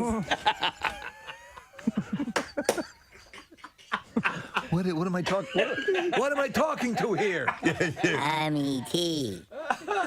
He walks in. He's like, "Are you serious? I have to do this." Today we're doing something special with the movie Smile. Smile 2. Today is World Smile Day, and you got to see what's going on in our video in order to win a possible $250 prize. It'll be very obvious. It's today only, and Smile 2 opens in theaters on October 18th. So make sure you take a look at some point. It won't take you long to figure out what's up. We're going to take a look at traffic. Kath, what's going on this morning, please? We have delays this morning on 95. Northbound, jammed from Highland Avenue to Curlin Street. That is an accident. Southbound out of the northeast, jams from Cottman to the Betsy Ross Bridge, and then from Girard into the Vine. The Vine westbound, heavy from the Ben Franklin Parkway to the Schuylkill Expressway. Schuylkill eastbound slows 202 into Gulf Mills. Jams the Boulevard to the Vine. Westbound Bear Avenue to South Street, City to Belmont, and then again at the Conshohocken Curve. Warminster Regional Rail Line shuttle busing between Warminster and the Roslyn Station again until 2:45. That's track work. This traffic report brought to you by Judy Justice. A new era begins, and she's just getting started. Judy Justice, check Judy Justice out in Philadelphia on CW. And that's your traffic on 93.3 WMMR. All right, before we dive into anything, I did want to do a couple of shout-outs real quick. I got this email from Amanda Lutz, and she says, hey, I want to give a huge birthday shout-out to the two amazing sisters that I carried for 9 months as a gestational carrier. Wow. One is turning 1 in October, and the other is turning 3 in November. Preston and Steve is a big reason why I became a gestational carrier. She said, you had a carrier on your Not Your Average Listener segment, and I was already doing research to become one, and I saw her story as a sign to go for it. We got to bring that back. She says, it has been life-changing for our family and theirs. And we also bonded on the fact that we grew up and still listen to your morning show. You are still very present in our chats. Wow. The girls are both so adorable, smart, and funny. I'm actually currently doing a third journey for another incredible family. Thank you for playing a part in helping families grow. You all deserve a big, juicy shout-out, too. So here you go. Friggin' amazing. From Amanda Lutz and family. So I thought that was a pretty neat little story to pass along. And this one I wanted to mention says, hey, my one and only son, Jonathan King Jr., is going to be turning 26 on Sunday. He's an amazing young man who's also an only child. We both listen every single day. Love to get a shout out for his family, friends, and his very new amazing fiance, Anna. And I would like to apologize, they said in quotations, to my now giant baby boy. He lives just across the river from 93.3 and grew up as a die-hard fan. Now, it is signed JB from Harleysville, but in the from portion of the email, it says JD. So it's either JD or JB. You know who you are, and there's the shout out for you, sir. And then one more quick one, and then we'll dive into something here. This says, first of all, I'd like to give a big shout out to the YouTube community. He says, I'll go by Wolf Johnson there, and I don't contribute to much, but they keep me laughing all morning. And I'd also like to give a shout out to my mom, Tracy. We're both hoping that our first Preston and Steve event will be the ugly Christmas sweater party this year, the Christmas Miracle. Yes, Christmas Miracle. Gadzooks, and have a safe flight. That is from Josh Buckley. So here's a shout out, Josh. Appreciate it, brother. Wow. I had an event last night, Preston, and a few YouTube people showed up, which was really cool. Shane and a couple other people who listen regularly, watch regularly on the YouTube channel. And it's really cool to see that community growing and see what they do for one another. They chat every day. Some of them have never met in real life, but they've all become friends, and they become friends because of the show, which is a really nice thing. I'm wearing a YouTube bracelet that one of our YouTubers gave me yesterday. From the Biscuit Lady. Yeah, YouTube. I drove past that. I drove past the Biscuit Lady. You what? I drove past her store last night. I forgot to tell you guys that. Okay, well, thank you for that update on the Biscuit Lady. All right, we got to clean out the junk drawer. It's the junk drawer. Preston's cleaning out his junk drawer. Getting things out of his junk drawer. Finding stuff here in the junk drawer. Let's see what I have in here before I throw it away. All right, here is something This is from Nameberry. They recently came out with their naming trend predictions for 2025. This is for kids. And topping the list is an unexpected one. So there is a trend of people using what they're calling fast fashion baby names. Fast fashion baby names. Kathy, you familiar with fast fashion? Yeah, I know fast fashion. I don't know fast fashion baby names. They're FFBMs? So fast fashion refers to overly trendy, cheaply made clothes, which doesn't really seem like something you'd want associated with your child's name. But according to Nameberry, the names combine trending styles in naming together to create a one-of-a-kind of-the-moment name. You have examples? Like their apparel counterparts, fast fashion names are modeled on the genuine articles, but with a unique twist that references neither the past nor the future, but right now. So I will explain. So parents like them because they let them combine characteristics of different names to put their own spin on a name. So here are examples of those for you. If you can't decide between, say, Sky or Lakeland, you put them together and you have Skylin. If you want to honor Grandma May, but her name sounds too old-fashioned, turn it to Mayli, M-A-Y-L-I. So here are the fast fashion baby names for girls that are included. Amelia, Lainey, Lakeland, Scotland, and Renlee. My daughter's roommate's name is Lainey. So Amelia and Lainey are unique spellings of more common names. So Amelia is spelled A-M-E-L-I-A, or A-M-I-L-I-A is the new version. And Lainey is spelled L-A-Y-N-E-E, while Lakeland, L-A-K-E-L-Y-N, and Scotland, S-C-O-T-T-L-Y-N-N, and Renlee, which is W-R-E-N-L-E-E, implement the trending suffixes of Lynn, L-Y-N, or L-Y-N-N, and L-E-E. So people are... They're sticking these, I guess, what do you call those, postfixes? Yeah, suffixes and... suffixes, yes, onto the end of these names and creating a new type of name. So here's the deal. You've bemoaned, and my wife did for many years, when you go to places that have names on license plates or little... you can never find your name. Right. So this will happen. This will happen with this. Well, and let me point this out, too. The African-American community for the longest time has kind of done this type of thing already for the longest time. So I don't know. I have no idea if there's any, ethnicity breakdowns of who's naming their kids Lakeland or Scotland or Renlee or anything like that. But this is an interesting trend. So Nameberry's fast fashion baby names for boys include Adele. I guess Adele. Adele, like the singer? A-D-A-E-L. Huh. Yeah, it's more And Adele. apparently that's a trendy suffix, A-E-L is. Aiden, which is spelled E-Y-D-A-N. Come on. So that's a version of Aiden. A-I-D-E-N. Then you have Rhett, but Rhett is spelled R-Y-E-T-T, and Wilder, W-Y-L-D-E-R. So they're just doing these funky spellings. Rack 'em. Some of these. Rack 'em. Rack ball. This is my son, Rackamelia. This is Rack Ball. Rack ball. Rag 'em, rack 'em, rack ball. That's him. That's 5 kids. Pointing out all of his kids. So we have... Rag 'em, rack 'em, rack ball. There's the 5 right He's there. pointing to each one as he says those. Where's Rack Ball?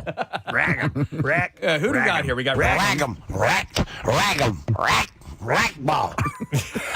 What a lovely family. Oh, my God. That little rack ball. What a scamp. Always underfoot. Always underfoot. Always. Rack ball. Rack ball. Rag 'em, rack 'em, It wasn't me. ball. It was Rackham. It wasn't me. Calling him for dinner. Yeah. It was not. It was Rack. It was Rack. It was Rack. Rag 'em. He's admonishing now. Rack him? Told you and Rack Ball not to fight. I hate this so much. Do you hate this? Rag 'em, Rack ball? The trend or the rack ball thing? Both. The both. rag 'em, rag 'em, rack ball. Those are my kids. I hate the trend, and I hate that the trend talk has led to this.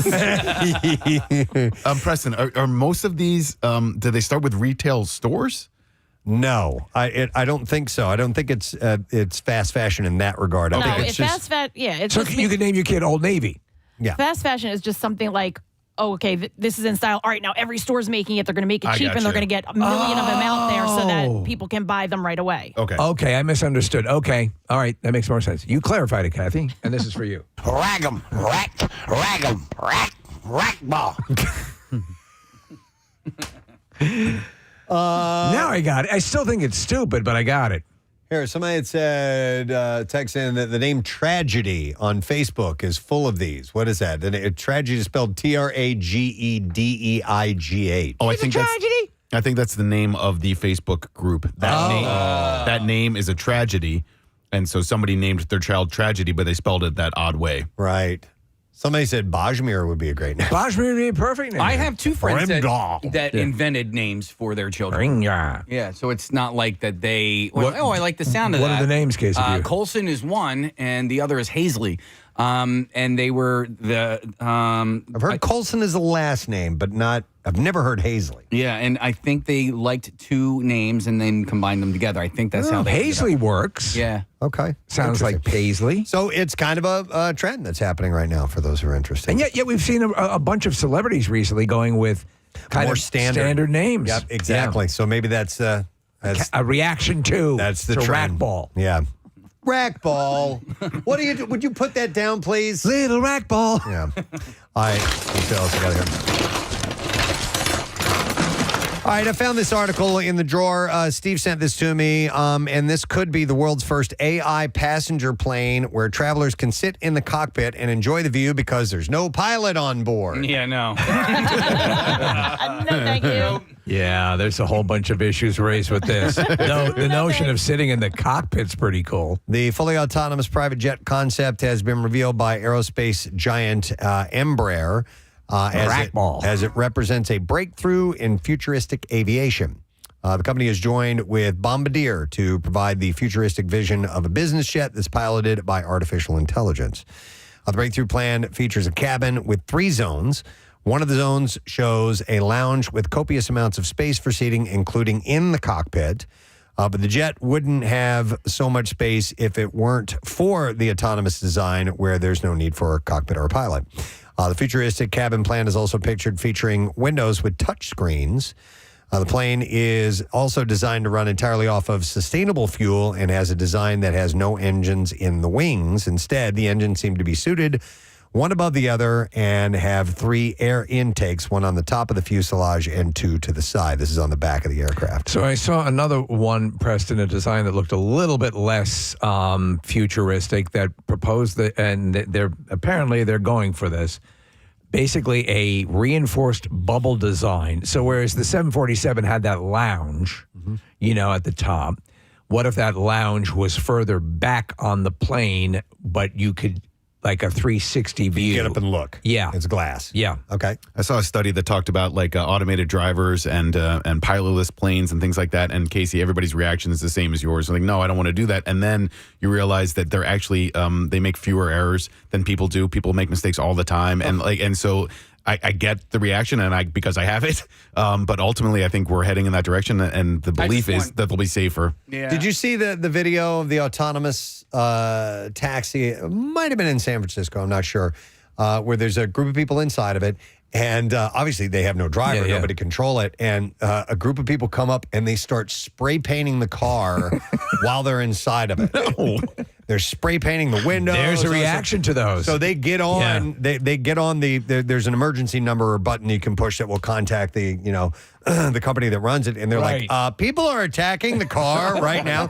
Yeah, there are people that hate this technology, and that are being very aggressive about it as well. Yeah, I think there's a general fear. Listen, so there's certainly been a share of cases where like Teslas on autopilot have run into people or it happens as well. It's not like it doesn't happen at all. Right. Statistically, it might happen less. I wonder, is this a reaction to the elimination of jobs, or is it just a general fear of the tech, or might be a little bit of both. Skynet? Might be a little bit of both. I mean, listen, those planes fly on autopilot anyway, but I still want the pilot there. You want a human when, just in case. Because when that fails, he's going to land the plane and make sure we're not all dead. So I will guarantee you that you'll start to hybrid. Yes, right. There'll be somebody on board at least to make that call. In fact, I sort of call it a hybrid version. By the way, this is just a concept, and it's not even anything they're working on. Apparently, they, according to the company spokesperson, they said the concept aircraft shows the boundaries of what is possible and the potential future innovations. Most importantly, we showed the video to inspire the industry to continue innovative thinking. So they're not even anywhere near creating this. The one they were working on, which was the interior of, think of like you're flying in something akin to the sphere. Yep. Yeah. So that you're exactly right. So the walls become transparent. Right. Essentially, it's a video screen. Yeah. But it would be the whole wall, and you're seeing the outside of you. I would love that. That'd be wild. That'd be really, really cool. So I don't know what, Steve. Yeah, I remember that was years ago. It was we heard years about that ago. concept. Yeah. So hopefully they've come a little bit further with it. But I would imagine it's a long way off from your standard commercial, aircraft. So. How about just finding my luggage? Yeah, right. Let's start there. Yeah. All right, let me see what else we got. Alrighty, I see this story. Nintendo opened its first museum on Wednesday in a renovated factory in Kyoto, showcasing the long history of the Japanese video game giant from playing cards to Super Mario. Welcome to the museum. The company began life in 1889 producing Japanese playing cards called Hanafuda. This is 1889. I would like to see this museum. As well as Western style playing cards. Nintendo launched its first home video game franchise in 1977. Many exhibits in the museum are interactive, including an area where two people can play Mario and Donkey Kong games together on a giant console. Other zones focus on Nintendo's vintage products.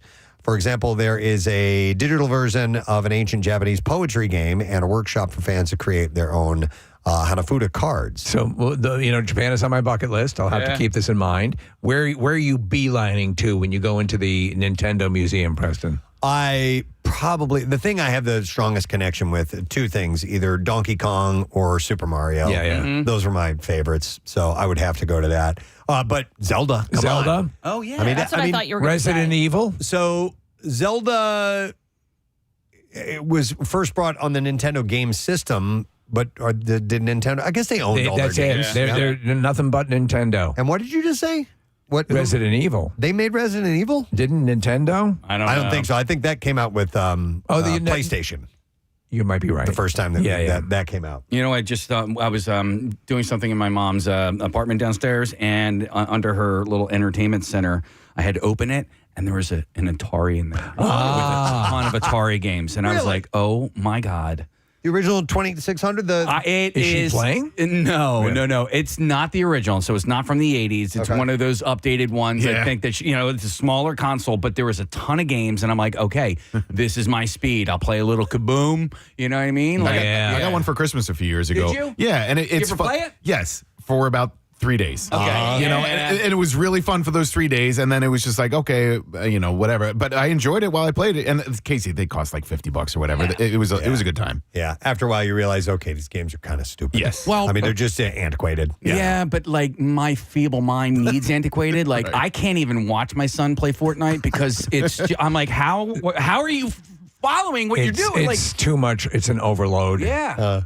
And now, okay, so standard controller has those 4 buttons, and it's got 2 trigger, 3. It's just too much for me, and I can't do it. You ever? So I'm sure Jace does this, Kathy. If you're playing on a PC and you're using a special, they have special gamer mouse controls that have multiple buttons and triggers and stuff that. Yeah. I mean, it's like a concert pianist. When his fingers, his hands are going on that keyboard, I'm like, what is happening? When I'm watching him do this on a keyboard and a mouse, not even with a controller, but a keyboard and a mouse, and then he calls me to ask how to pump gas I'm like, you mean to tell me that you can't look at this box, you can do all of this stuff, but you don't okay, all right.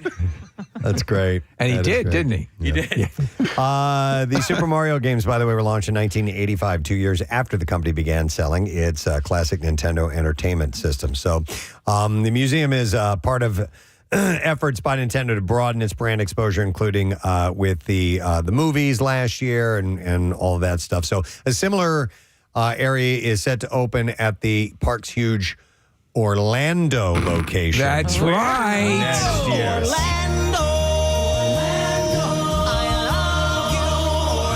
I tell you, so over the course of the years in the different game systems, I'm now PS5. I'm not PlayStation. I've been I was Xbox for quite a while. You were but Team Xbox for a long time. And really what it took was the modification of the controller. And when they got back to that and they got a little bit more refined, then I'm back to the PlayStation system. But I remember like when I had the Dreamcast and those you jump on those different units and what is it? The House of Sand and Fog.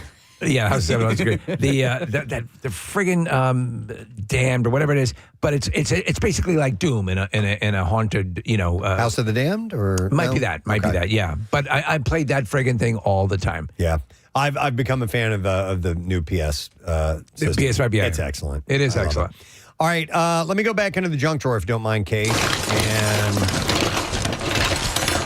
All right, I found something, and this has to do with the Brady Bunch. Yes. Here's the story. I watch it all the friggin' time on MeTV. Barry Williams is talking about the real-life hookups between his Brady Bunch co-stars, and he said to Us Weekly, we all hooked up with each other at some point. He admitted recently anal with Alice. No, he did not. What? But he did kind of go on a date with Mrs. Brady, and I'll explain in a moment. So he said, not necessarily while we were filming did this happen. Yes, Greg. I love that scene. But he said, I dated Maureen McCormick, and he said Chris Knight dated Eve Plum, and Michael Lookinland and Susan Olsen had a little mock wedding at one point. So yes, he said we all hooked up. So, and Maureen McCormick had a crush on Christopher Knight for a while. And so they were all sort of trading back and forth. And by the way, this all would have been fine even if it did happen in the family because they weren't biologically brother and sister. You can always have sex with your non-biological siblings. It was a blended family. Right, and blended means you bang. Yeah. Williams clarified that aside from the sibling flings, he had his eyes set on Florence Henderson, Mrs. Brady. He said, I had a teenage crush on her for sure. He said, and she's got a very lively personality, which means she does anal, Steve. Yeah, absolutely. A great sense. Lively means anal. And a great sense of humor, but I knew that I wanted to have a music in my career in acting, and so I talked to her about that a lot. Okay, Steve, I think I already know the answer to this, but you have a choice to date either Mrs. Brady or Mrs. Partridge.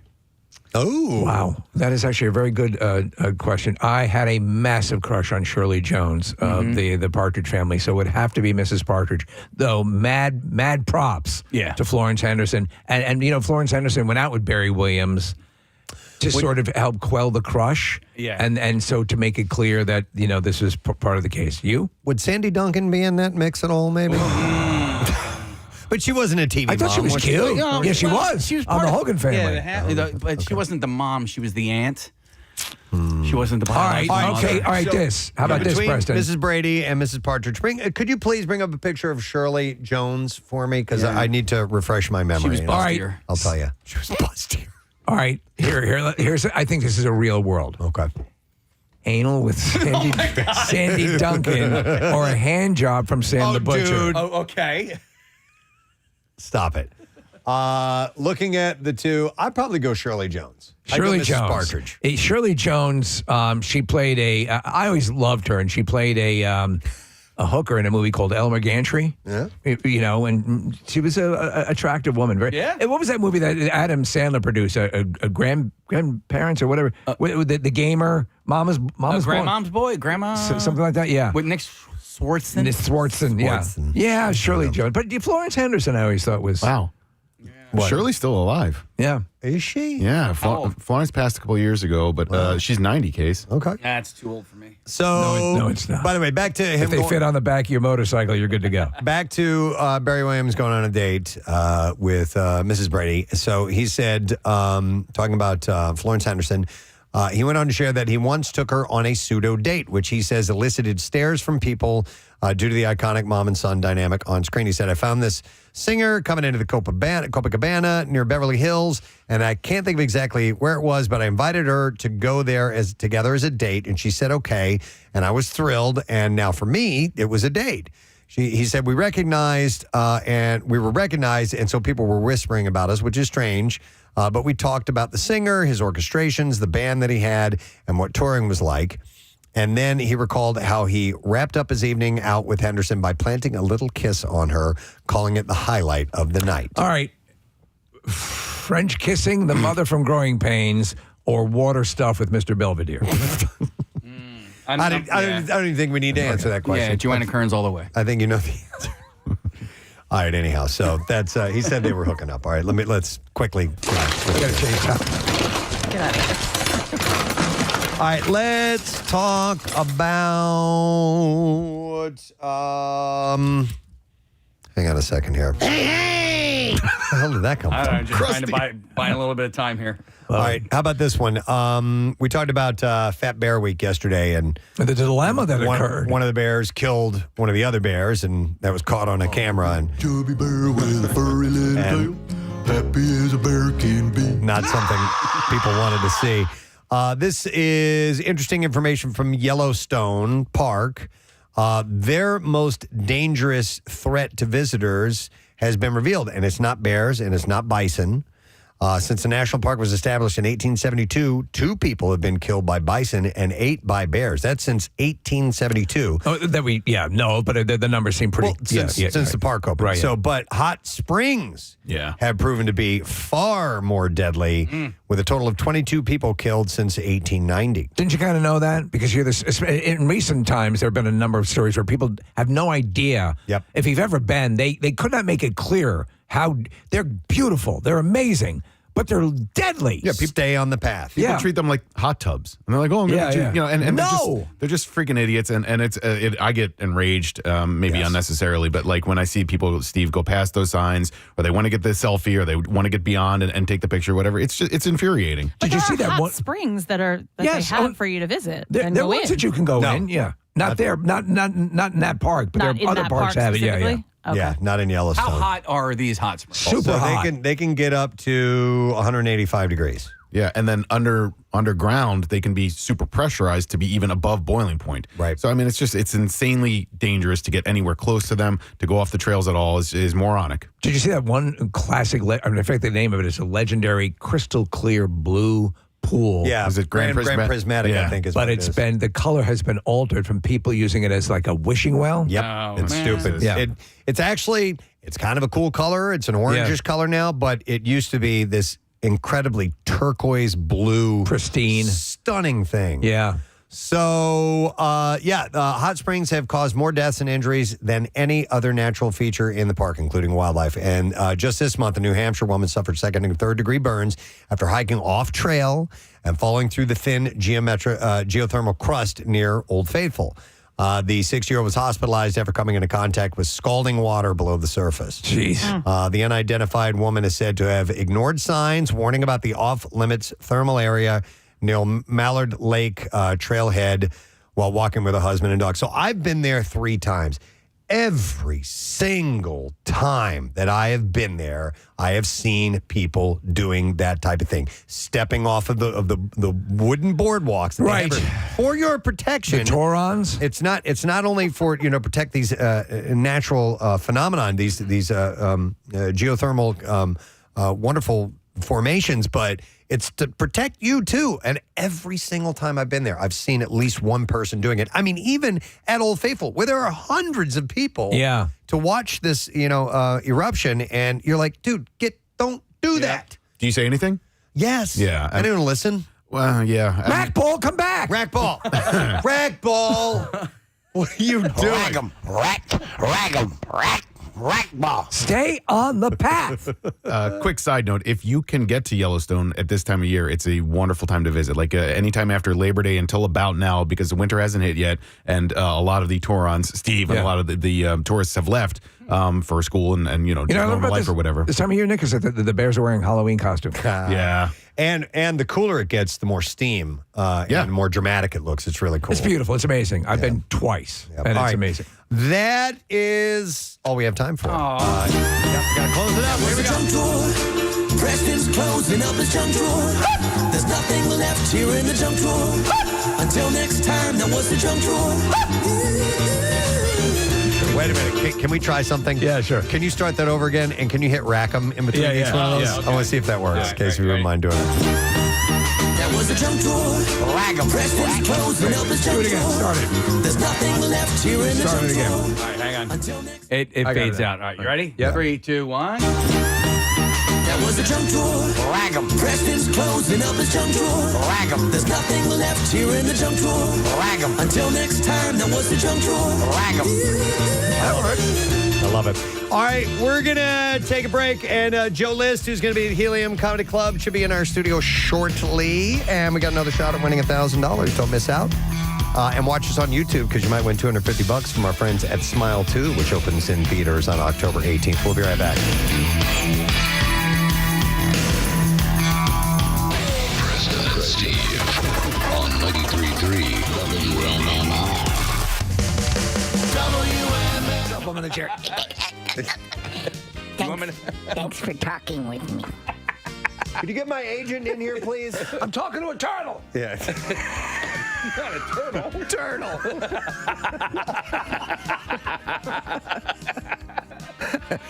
Oh, my God. I want a goddamn Oscar.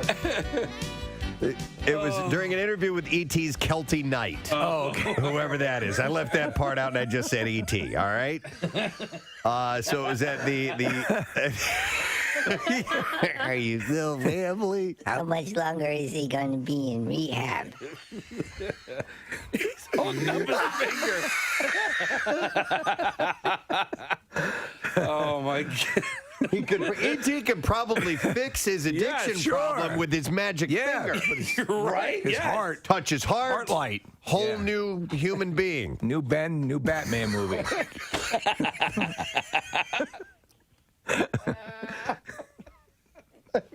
So stupid. It's so dumb. All right, TMZ reports that Davy Chase. Now, I looked her up, and it says she started the ring. She was Samara. She's the psycho. Yes. The scary girl. The girl in the well. And by the way, turns out she's gorgeous. Yes, she is. She was arrested, and she was arrested on a drug possession charge and spent some time behind bars. Yeah. But she escaped through the television, didn't she? She did. She managed to get out I of knew there we were through the going that TV. way. But she's had some run-ins. Last year, she was locked up after cops pulled her over for joyriding in an allegedly stolen car. She was locked up for 7 days. Is the phone rings after 7 days or something like In that? 7 days. Yeah, that's when you die. You have 7 days to get your affairs in order before you're... 7 days. It's been a while since I've seen that movie. 6.5. 7 business days. Business days? So that means I get the weekend, too? Well, it's Monday's Labor Day, so about 8 days. All right, just stay there. I'm going to come over and kill you now. Yeah, if you could be more specific, it might help in planning. So, what if I go across the international date line? Let me get back to you.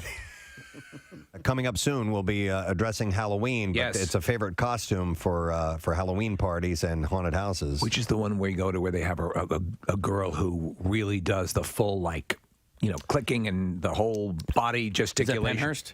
No, it's there's probably one there, but there's one, maybe it's one it's the one way out where I we know where always you're get talking lost about. going to. It's in Bucks County. Yeah. I know exactly the one you're talking but the girl who does... Fear? Nah. Might be. Valley of Fear. It's out kind of in a woodsy area. It's Grotto of Consternation is the name of it.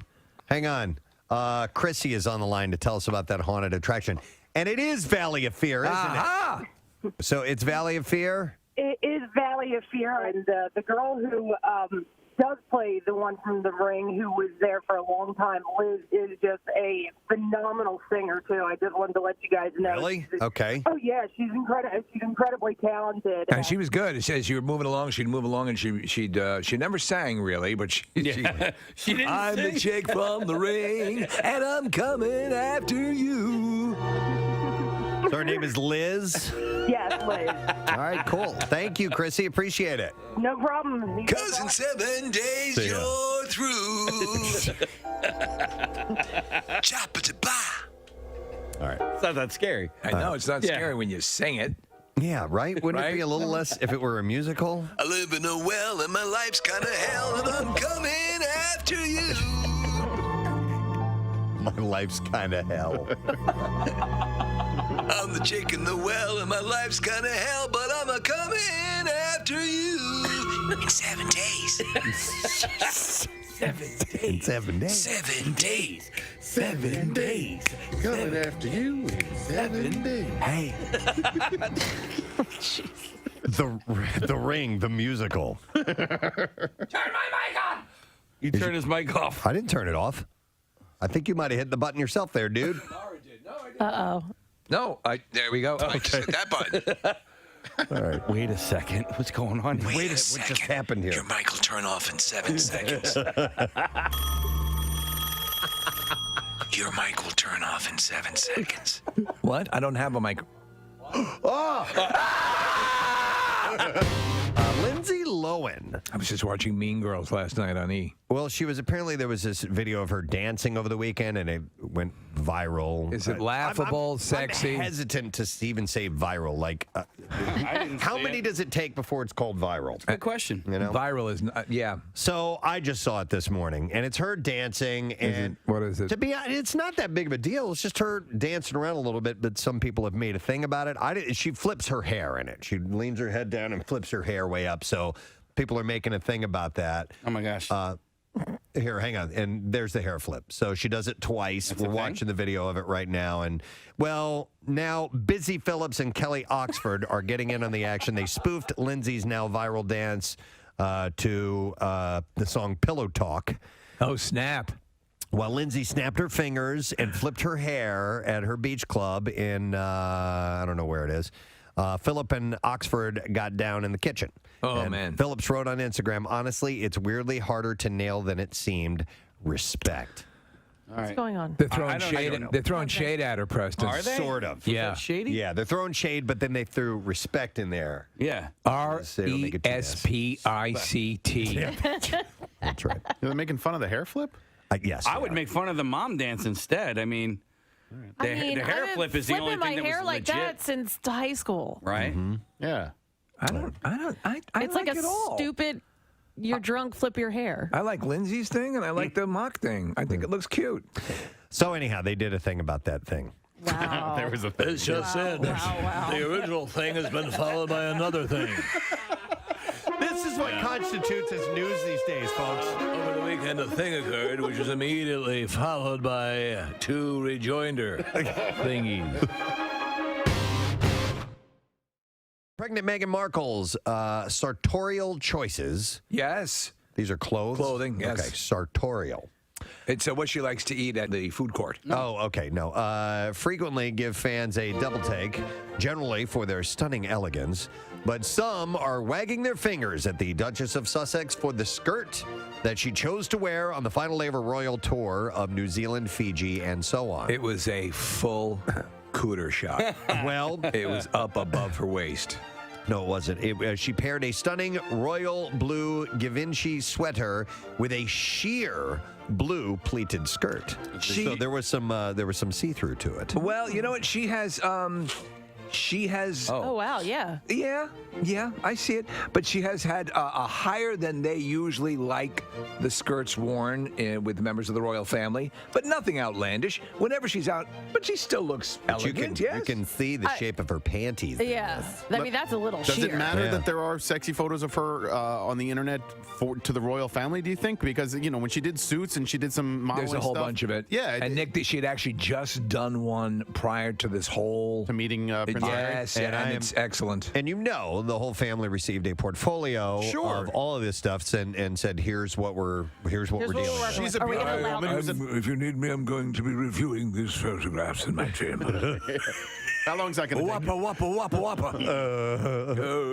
Fwap. That's it. The fappening. Wappa. By the That's way, the royal family version of fap. Why does this all have to rest on her shoulders? Like, why doesn't she have people looking at her going, "Yo, dude, I can see your panties"? But she makes the final choice. Yo, dude, I can see your panties.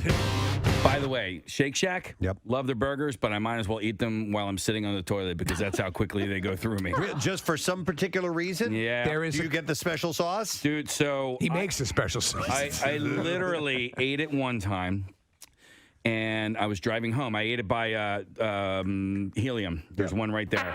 Oh, no. And I ate it. Oh, no. And I had to race... Oh my God! I'm trying to get home. I was trying to get home. Yeah. And it was late. It was probably like 10, 11 o'clock at night. I can make it. And by the time I got to about Route 1 on 76, I was like, there's no way I'm going to make it. So let me get to the radio station. Quick. Oh. Stat, right? Yeah. Got to the radio station. Couldn't make it to the fourth floor. I had to dump by it outside next to the... Dude, wait a minute. Yeah. Did you take a dump? You crapped outside of the building? I had to. How long ago was this? This morning. God.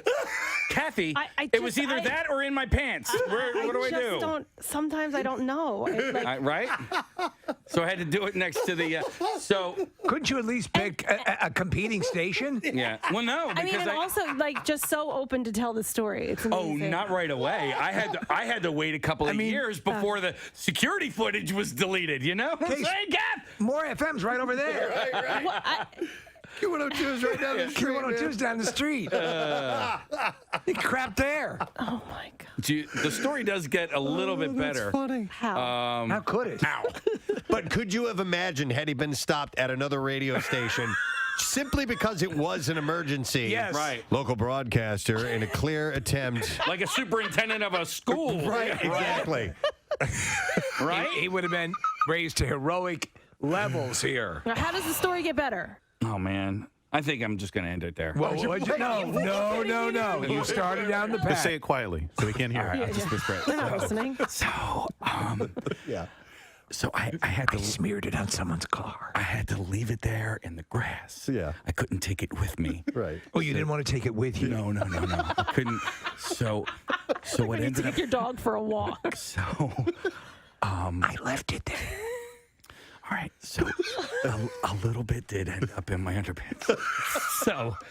So I had. That was just like a bingo. So I had to put. Luckily I had. Nobody can hear this, right? Right. All right. Good. So luckily I had all these T-shirts in the back of my car. Did you fashion in makeshift underwear? I literally wore a pink T-shirt as underwear on the drive home. Oh no! It gets better. Okay, so then I'm on my way home and I'm thinking, there is like T-shirts and poop and all this stuff next to the building. All right, so I can't.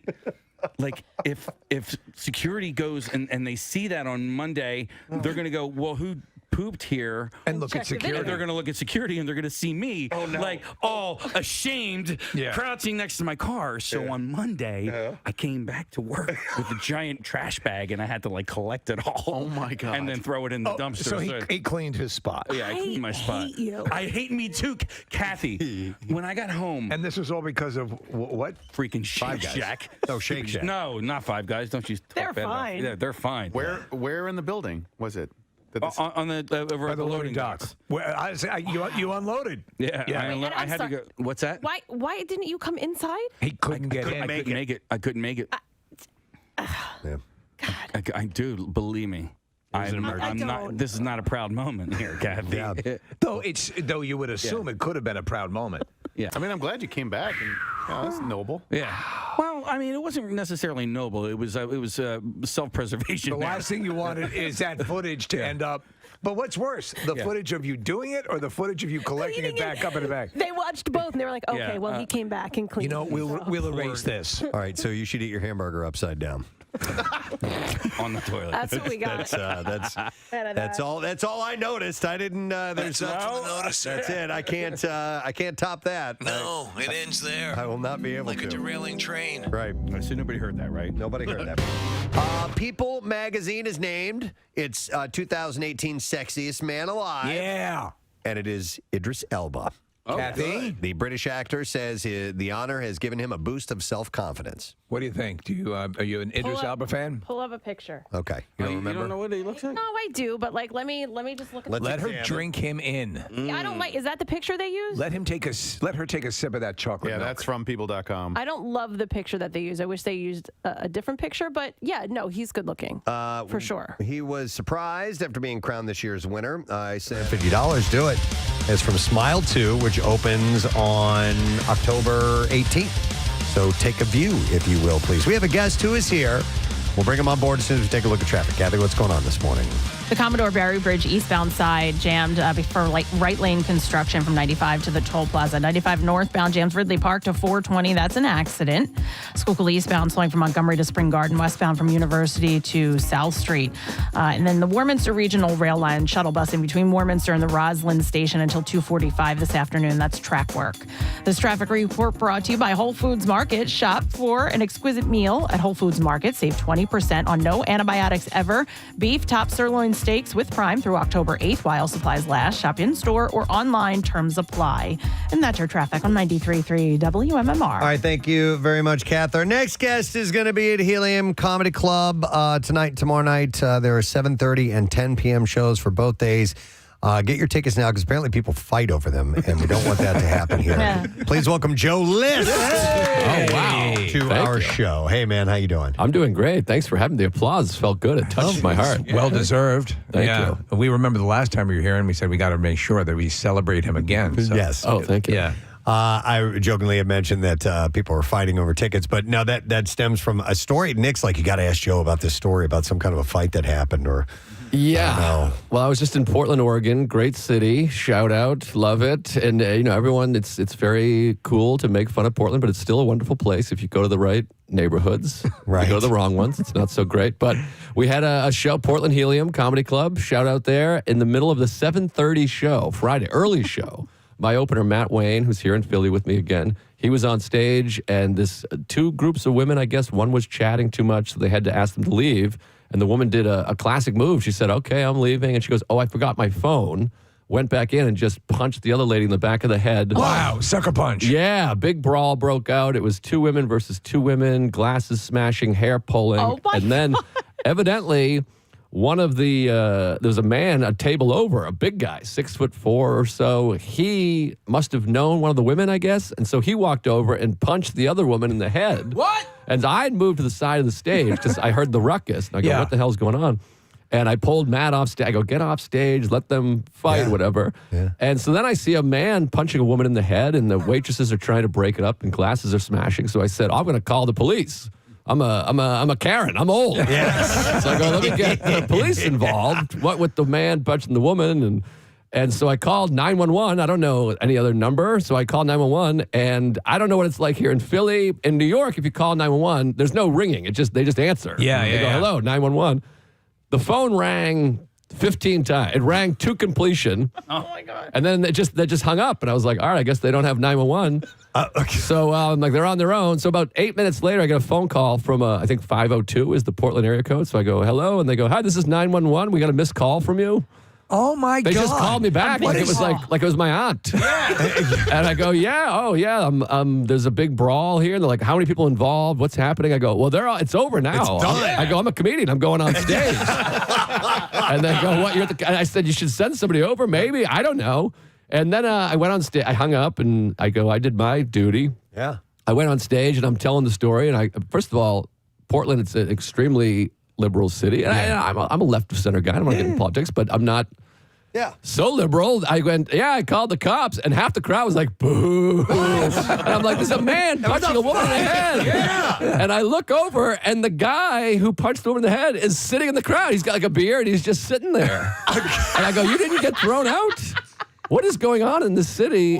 And then he was a big fan, so then I kind of felt bad. He goes, Theo Vaughn's in town. We came to see you because we prefer you. And I go, God, this guy's nicer than my father. And I go, well, thank you. God bless. Punch any woman you want, I guess, because he loves me. God. And then about 10 minutes in, I saw that the doorman came over and was like, hey, the police are here, and they got kicked out. And I go, I'm sorry. I'm so sorry. I called the cops. I'm my biggest fan. Hopefully he's still cool. And then the cops just went, hey, don't do that again. And he went home.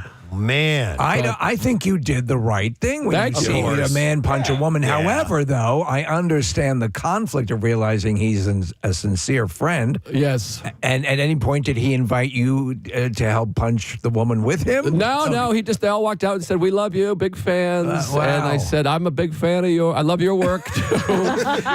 Good sucker punch technique. Yeah. But I don't know. The whole show, I was like, am I a bad guy? No. Because I got booed. But to me, I'm like, you see a brawl. Yeah, no. In this neck of the for a woods, reason. You're not a bad guy. You did the absolute right thing. Thank you. Despite what the audience may have indicated. You've been in the business for 20 some odd years now, 24 years, and you've had to have seen your fair share of scuffles while you're doing a set. Or are you pretty good? You got a pretty good track record of nothing ever happening. Occasionally, here and there, people get upset, but not too much. I feel like it's pretty rare. Yeah. No. You're not incendiary on stage where you're going to, it's obviously drunken a-holes are drunken a-holes regardless of who's on stage, but... Yeah, no, I don't do a lot of crazy stuff. It's a lot of, my wife and I have sex and it's weird. It's a lot of that. I'm not taking any hard stances typically on stage, but yeah, every once in a while something happens or people get crazy. Yeah, that's anywhere where booze is going to happen. Yeah. But with helium and with a good comedy club knows how to mitigate that quickly, and that's part of the deal. So, but sometimes. I never understood that, too, the notion of, as with anything, especially you're going out for an evening, you're going to a comedy show where it's sort of understood you're going to listen to the comedy being spoken by the comedian. And yet I've seen it years ago when I did stand-up. You see, why are you... Go out to the bar and carry on a conversation. Yeah, why are you here? Yeah, I don't get it. And I was just at a comedy festival in Vegas, and there's people like passing out. During my set, somebody passed out. And I'm like, it's comedy. Have a couple beers. You don't need Molly and acid. I'm like, have a couple cocktails and sit in a chair. Right. Have we forgotten, how you do that? It's wild. Joe, you mentioned your wife, and I was chatting with you a little bit about this off air, but I got married this summer, and my wife is very pretty, and anytime I post a photo of her anywhere or, anything of us on Instagram, it's pretty inevitable I'm going to get a comment about how attractive she is. And then I will also get the, you've outkicked your coverage, and those types of comments that are intended to be compliments, but they're really insults. And you have this routine, and I ended up just copying it and pasting it and sending it to anybody that sent me that clip. I appreciate it. Yeah. So what is your stance on people that say those types of things? Well, it is insulting. People are like, wow, yeah, you married up and all this crap. Yeah. And first of all, I'm like, but you don't know our personalities. Yeah. I'm fun. Yes. Yes, in a photo, she's better looking than me, but I'm like she stinks. She's got depression and anxiety. I'm like the life of the party. I'm dancing. I'm calling the cops. I'm a good time. And I'm like, you should see me do karaoke. Women too, right? You defend women. I protect women. I have female friends, for God's sake. I'm an ally, and I'm just a lot of fun. I sing, I dance, I do karaoke, and she's great. She's nice. Well, she's a listen, good mom. Ted Bundy was a good-looking guy, and there were certainly issues there. Yeah, right? Yes. And stuff. But your wife is also a comedian. Yes, she's a comedian. Roseanne is her name. Roseanne. Roseanne Barr? Yeah. I didn't even I didn't realize that. No, but so with that, and you have a young child now, right? Yeah, you have a baby. Do you? And I remember I was watching or reading an interview with you at that point, just recently, and you had brought both of them on tour with you? Yeah. Is that standard or is the anomaly when they come out with you? They're here now. So Okay. they came to Portland. They were there for that. They weren't there for the brawl, They got to see the unfortunately. brawl. They missed that. But I have family in the Pacific Northwest, so they came to that. And this is a drive. We live in New York, so they came for this because I'm on the road a lot, and I don't like being away from him. Yeah, I yeah. love being away from her. But him, I'm only joking. Kathy, I feel like you hate me. I'm only kidding. This is all jokes. My wife is great. So How old's they the came baby? along. He's How old's- 11 months old. Oh, wow. So baby. Yeah. Well, just, coming up on, walking very soon. And you guys are cool with him in a hotel? You can wrangle that, no problem? Yeah, it's been fun. He fell yesterday in the bathtub. My wife's fault. He whacked his head off the what do you call it? The nozzle or whatever. So he's got a huge bruise. He's got a big welt, but it's kind of badass. He's got a big blue head. And she was nervous. She's like, "What if he's concussed?" And so I was doing a little, pretending I know what I'm doing. Follow my finger. And I'm like, he's fine. He was laughing. But no, it's fine. He loves the hotel. It's great. There's a little office chair that spins, and so he's kind of like walking around with the chair. Okay. Oh, that's adorable. And, he's loving it. It's great. So when you're both out, and she performs as well, she's going out, does she have the ability to do that now? Tonight, I think we have a friend coming down who's another comedian, Karen Fian, who's a New York comedian. She's like a babysitter. So she's coming down. She's going to do a guest spot on one of the shows. Yeah. And Sarah will do a spot on the other show so she can watch her. Joe, you had said off air you guys are getting ready for a move. Is that to have more room with the baby and maybe more kids or something like that? Or We're not going to have more kids. My wife is 59 years old. That's a joke. I was like, what? No. But we're older. I'm 42. She's 46. So this is a miracle baby. Yeah. No, this is a lab baby. We had to buy, we had to do a whole thing and take eggs. And it was Russians were involved. Scientists were involved. And so it's one and done for us. But it's not more space. The apartment's like the same size, but it's it's downtown Manhattan. There's all these great parks. It's a beautiful neighborhood. Battery Park City. They call it the best small town in New York City. Right. And you were in Astoria, Queens before. Yes. Okay, For all right. 17 years. So we're moving on up. It's very exciting. Right. and when do you make the move? Have you guys started packing and doing that whole thing yet? We're moving next week, and my God. wife and the baby are going out of town, which is they're going to visit her family in Texas, which is nice. So we don't have to entertain him during it. Yep. And I didn't know you could do this. Big J. Okerson, Philly's own, told me that there's a moving company. It's a lot of money, but they pack up your stuff for you. I'd never heard of that. Yes, a lot of people swear by they will not move unless they have that service because they consider it such a nightmare to pack things up themselves. Yeah, so I never heard of that. So they're charging $58,000, and I said, send it over. We'll figure it out. We'll get jobs. We'll figure it out. But What I heard though is the problem is they do it far more professionally. Like everything is finding your stuff. Right, finding your stuff once you get there because it's categorized in ways you might not have, and you got to specify exactly how you would categorize things. It's going to be a nightmare. It makes me nervous. Well, that part, it's the mindset. I was like, they'll be out of town. That's good. We don't have to entertain the baby, and it makes it easier. But then I'm like, finding all the stuff and where everything goes. I'm going to mess it all up. I know it. So That'll be fine. And my wife keeps going, we got to get rid of some more stuff. And I'm like, I just realized it's my stuff we have to get rid of. But I'm like, I like my stuff. It's my stuff. Do you have a good understanding as to, because obviously you bring, my wife and I don't have kids, but I understand, you're obviously your priorities. You should at least take a good swing at keeping your child alive and take care of all the things you have to do. But for me, it's like, I have my rooms. I have my areas that I have sway over. Is that the understanding you have with your wife, or is everything under her domain? Well, it's in New York, so it's so small. Yeah. It's like a two-bedroom. So we have our bedroom, and then so the living room, I'm a big collector. I'm a rock and roll guy, so I have all these posters, and so our living room is just filled. It looks like a boy lives there. It's just Pearl Jam and Springsteen posters and Stanley Kubrick posters. There you go. And I'm like, I'm sorry, we have to have it. Yeah. I took my son to visit NYU not that long ago and spent a little bit of time in downtown Manhattan near the World Trade Center, the Freedom Tower. I didn't know, and this is probably just out of ignorance, that there were living neighborhoods down there. I just thought it was like the financial district where people went to go work. No. So it's the financial district is there, and then right across the kind of West Side Highway, I think it's West Street at that point, is this neighborhood, which is a new neighborhood, basically. I mean, they took the excavated land when they built the World Trade Center and just made land. Yeah, It'd be it's like a- Battery Park was. I thought that was the same thing. That it was a man-made. Yeah. Okay. It's a little creepy. We're living in a high-rise on man-made land. Listen, there's so much that is so improbable in the city, and where they're wedging stuff in. Any available space. There's condos, apartments going in. It's pretty wild. Yeah, it's a little scary. Do you get a view of the Statue of Liberty or Brooklyn Bridge or anything like that? Not from our house, but right outside. We're right on the water, so when you walk out, the Statue of Liberty is just right there. It's really cool. It's really cool. I'm excited and terrified that I won't be able to afford it. All right, so how do you find between touring and all that? How do you find time to do stops at any of the clubs in New York?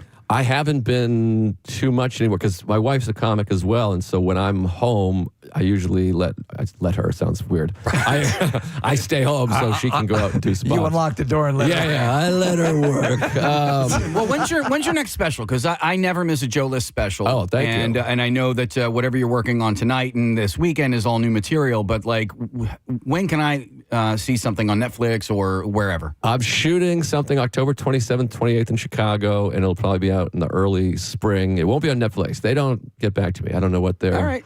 You don't need them. Yeah, who needs them? Well, YouTube's the way to go. Well, no matter where it is, I'm gonna find it because you're one of my favorite comedians. Who's your favorite comedian right now besides yourself? Oh, Shane. I feel like I have to say Shane in Philly or they shoot you. Yeah, because he's on my list. I literally I'm writing a list of my favorite top 10 comedians. Shane's on the list.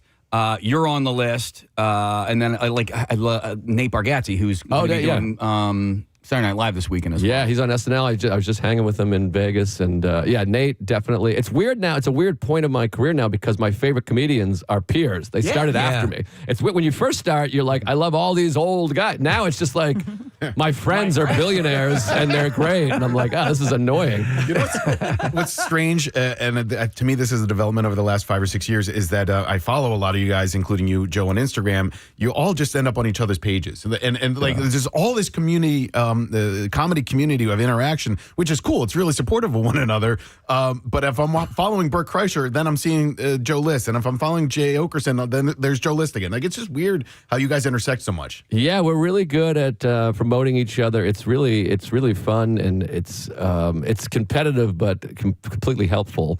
And especially those guys, it's so nice, those guys that blow up and then they promote you. It's like, hey, fantastic. They're good guys. And we see it all the time. It used to, and years ago, and I'm sure when you first started, it was, it's the truth. It was a completely different complexion.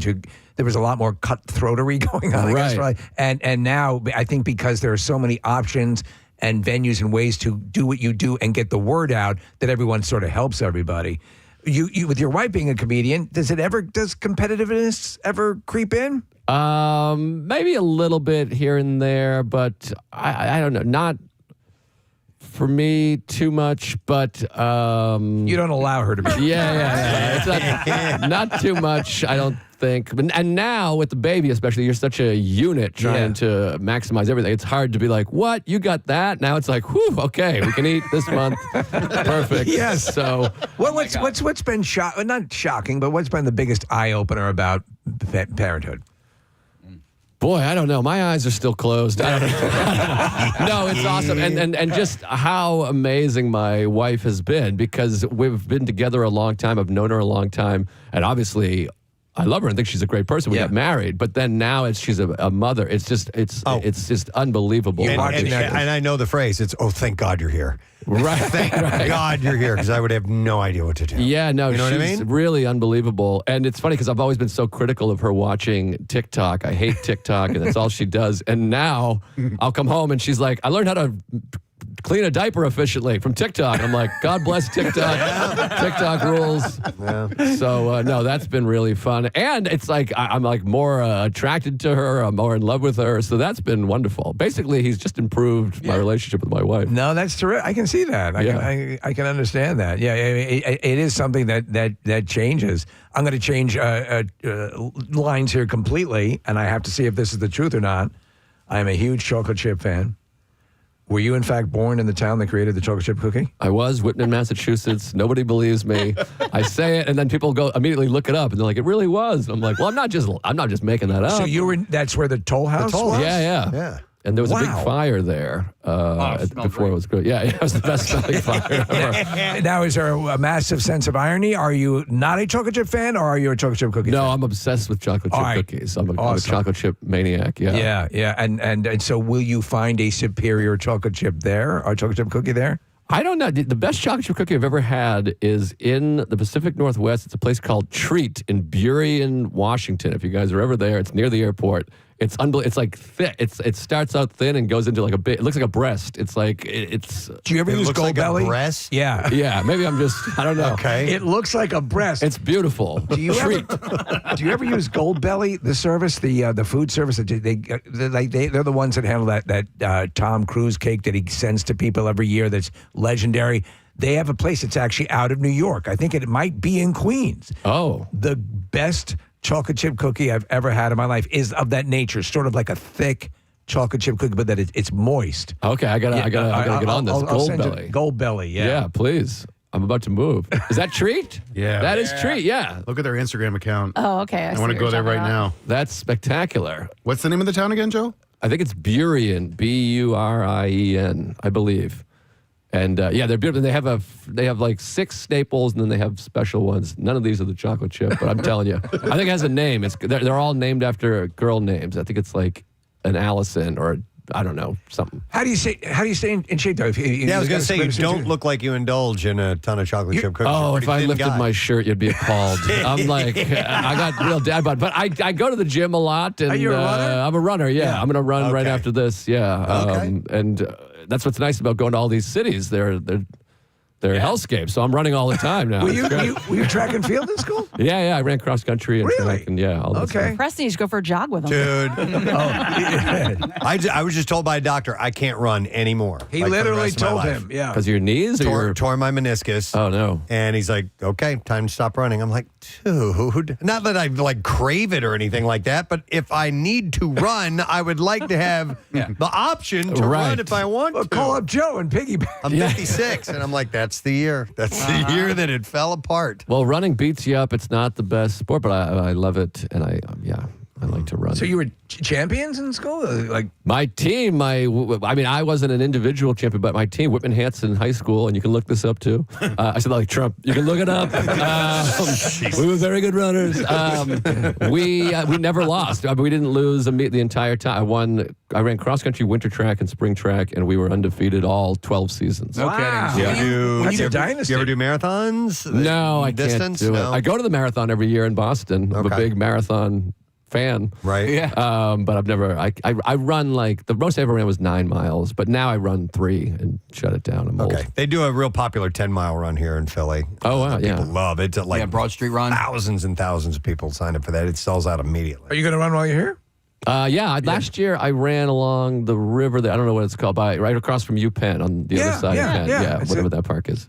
It's a good course. He should run the Rocky run. You should do that. The Rocky run. I would do like Kelly Drive or something like that. If you actually follow the run that Stallone took in Rocky 1, it's actually they film it all over. It would be like a 27-mile run. Oh yeah. It supposedly is. He's only running a few miles. Yeah. But if you did the actual path of all the sites that he goes by, Preston, that's his. This is my first run getting back into shape. Let me run 27 miles. Mm-hmm. Joe, I didn't know until like late 90s what fun event it was to attend the Boston Marathon. I didn't realize it was a spectator sport. I just thought, and you go, and the entire city of Boston, it's Patriots Day, and like the Sox play an early game. The city shuts down. It's a holiday in Boston, and it's a great party. It's a lot of fun. Yeah, it's the best. And if you've never been, I recommend it. It's not far from here, obviously. And I didn't know it wasn't a national holiday until I was like 25 years old. Yeah. I kept saying Patriots Day. People are like, what the hell are you talking about?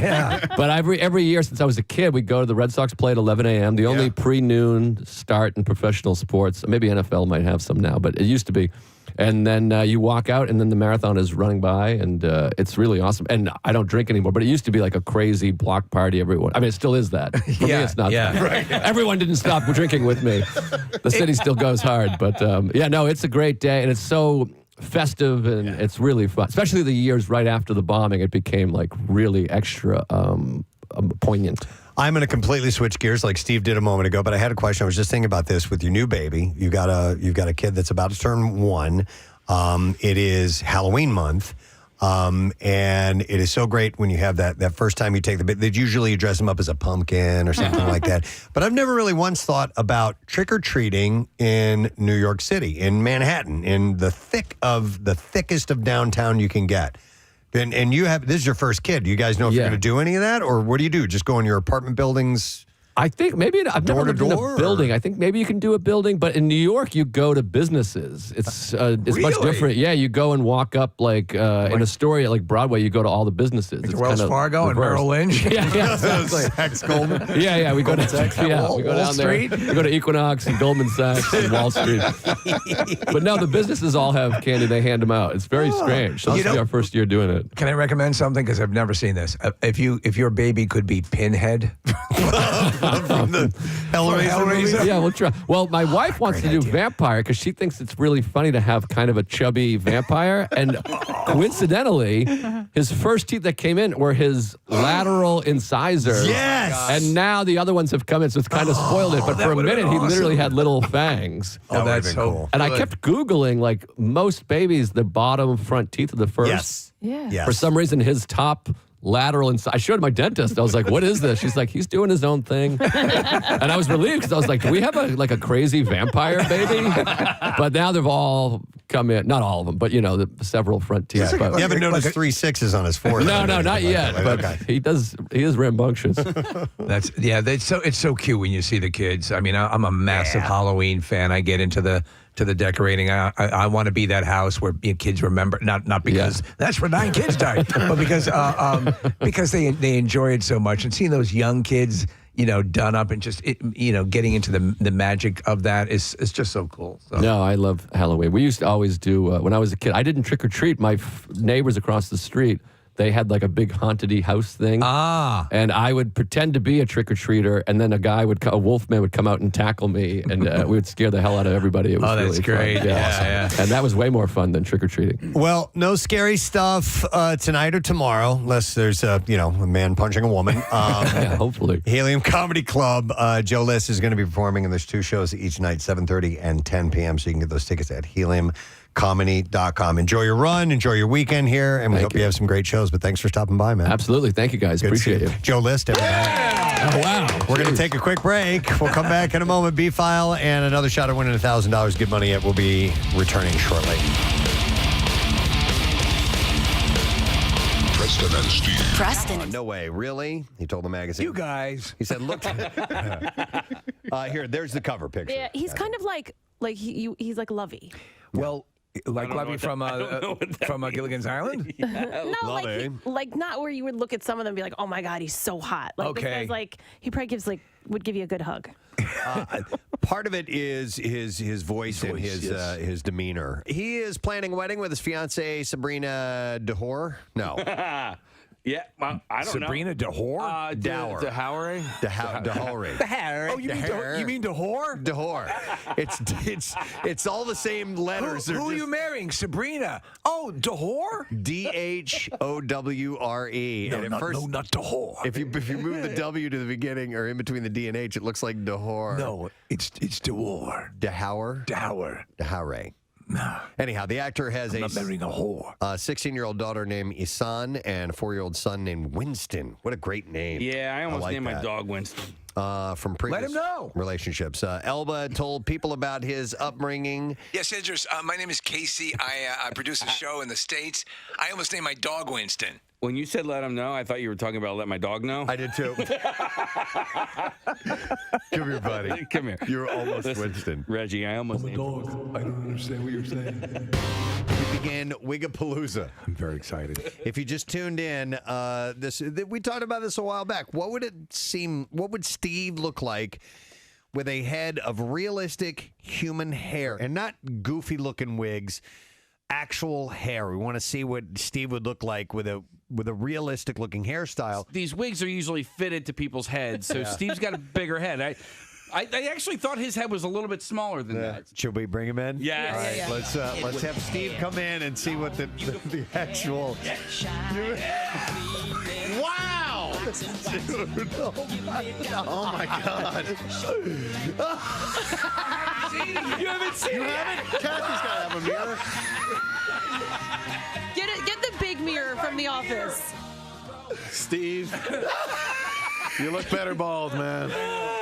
Casey, that does look good. You fixed the sides. Yeah. Do you know whose hair I immediately think of for some reason? Because Oh, Jesus Christ. he looks like Danny Briere's hair for some reason. Wow. Am I not wrong about that? That's Danny absolutely Briere, right. Dude, formerly of the Flyers. No, What? Who are you thinking a of? Here, bachelor- move your microphone over, Steve. So I can. from bachelor party and Adrian Zmed. Yeah. Wow. Hey, how It's come the there are no profile sideburns? that I love. I guess you have to. Well, I look like a '60s pop star. Hey, everybody! Yeah. All right. Anyhow. This is one that's for the ladies. Yeah. It's what you call a panty dropper in the biz. Yeah, Steve. We need a voice with that That's right, wig. yeah. What is that? The voice? I need you it. think, Yeah, or- I think that's kind of the name. Yeah. Yeah, And or kind of the voice. The back looks good too, like Does the the back look neckline. good? Yeah, the neckline. Yeah. The back looks real. Am I making you wet, baby? Looks totally real. Somebody says you look like Paul McCartney. Yeah. Ah, that's right. Yeah, absolutely. Somebody says Phil know. Mickelson or Ralph Macchio. Well, a little Ralph Macchio. A little bit. The Karate Kid on Hard Times. And by the way, you'll need. Hey, Mr. Miyagi, how are you? You'll need. What the hell happened? There you go. Yes, Steve's doing the dance moves. And we'll put. I could walk you home. Makes me feel fine. Oh, Steve. The hair. Oh my God.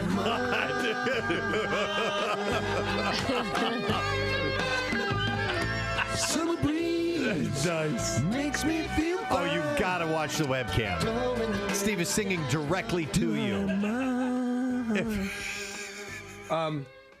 I thought that was beautiful, actually.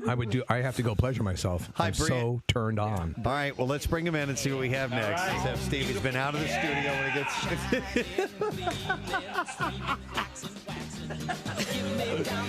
Okay. The color is better on this. Yes. I think you like. I like the dark. Hey, I'll help.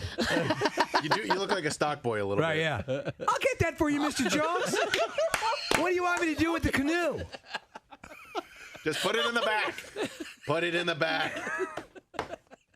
I'll move that around for you, Mr. Jones. Hey, can I take lunch now? Every wig has to have a voice. Right, yeah. Hey, how you doing? Wow. My name's Toby.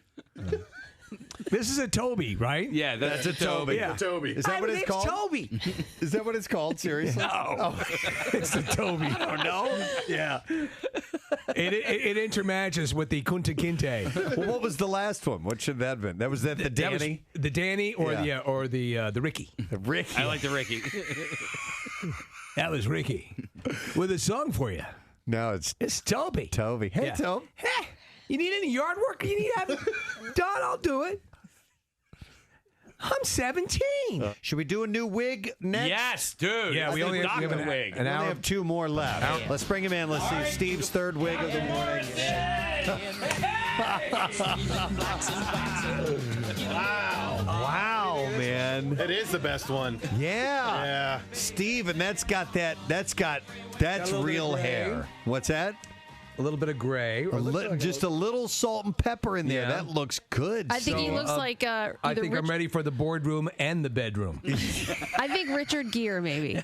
She said she gave me three options: Richard Gere, Regis Philbin, and Eddie Munster. What? With the three hair. Well, the one style we had going at first, he looked a little like Eddie Munster. It's all sewn Do I in. look like in the Cialis commercial? I say the man with the plan. Yeah. Yeah, you do look like the Yeah. man with the plan. Yeah, putting some more wind in my sails with Cialis. Oh, is this the voice? Yeah. What- Hey, what's- kids, we're gonna go mountain climbing and rappelling. What's a and good- I can get aroused too. What's a good name for this hair? gotta First be- thing, it's first gotta be thing a that comes to your doctor. mind. Chet. Yeah, that's good. I like that. Chet Wainwright. All right. Dr. Chet Wainwright? Yeah, Dr. Chet Wainwright. PhD. Yeah. What are you, a doctor? Not DDS? Gynecologist. Of course. Of course. It The wouldn't be ladies anything are else. stacked too deep All out right, there. now put the headphones on, and Yeah. we'll see if this because Radio chat. Steve doesn't have sideburns. I have and no so that's the sideburns, one thing no that looks a little eyebrows. odd. It's what happened was that they extracted me from the pod in the Matrix too quickly, Yeah. and I hadn't fully formed. I like this the Put your best. headphones on. All right. Let's see how this looks. I have hair over my ears, which is weird. That looks real, Let me see. Steve. Look at me. Can you look at me? Yeah. Damn, dude. Wow. No, it's Yeah. not. Wait, Doctor? say hey, Steve. Hey, Steve. Oh, wait, no. Sorry, you got to do it. Dr. Chet Wainwright. Hey, Chet. Right? Yes. Yes. All right, do it again. One more time, ready? Hey, Dr. Wainwright. Can I help you, ladies? Oh, my God. I think we got a yeast situation. Casey wanted me to play this music. All right, so. It's an African American wig. Oh, are you serious? Yeah. It's real hair. Yeah. It's real hair. I mean, it's just like a $1,500 wig, and this particular wig is going to a politician. All right, somebody who's running for office. So it's a short crop. Okay. You know, it's a short crop. All right. Yeah, just take a look-see. All right, Superfly, come on in. Let's take a look and see. Yeah. Yes. Oh, dude, Steve. Oh, Out of sight. Yeah. That looks real. It looks pretty real. I think this looks the realest. Apparently, I would be a really good black dude. It's a tight curl. You know what this reminds me of, though? And see if this frames you a little bit. Like Mr. Brady. A little bit. A little Mr. Brady in the latter part of the series. Okay. Sort of what they would call an Isro. Yeah.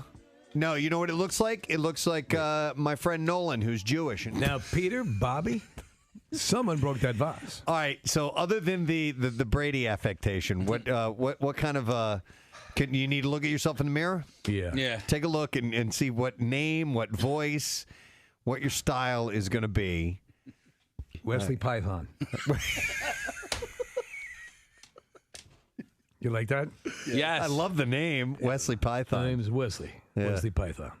So are you kind of? Oh, then they're kind of like a Billy D. I'm like a Billy D. Okay. I'm like a malt liquor drinking. All right. Wannabe. Yeah. Smooth. Wesley Python. Smooth. Yeah. I go down like my ladies. Hang on, I want to try something else. Yo, Wesley.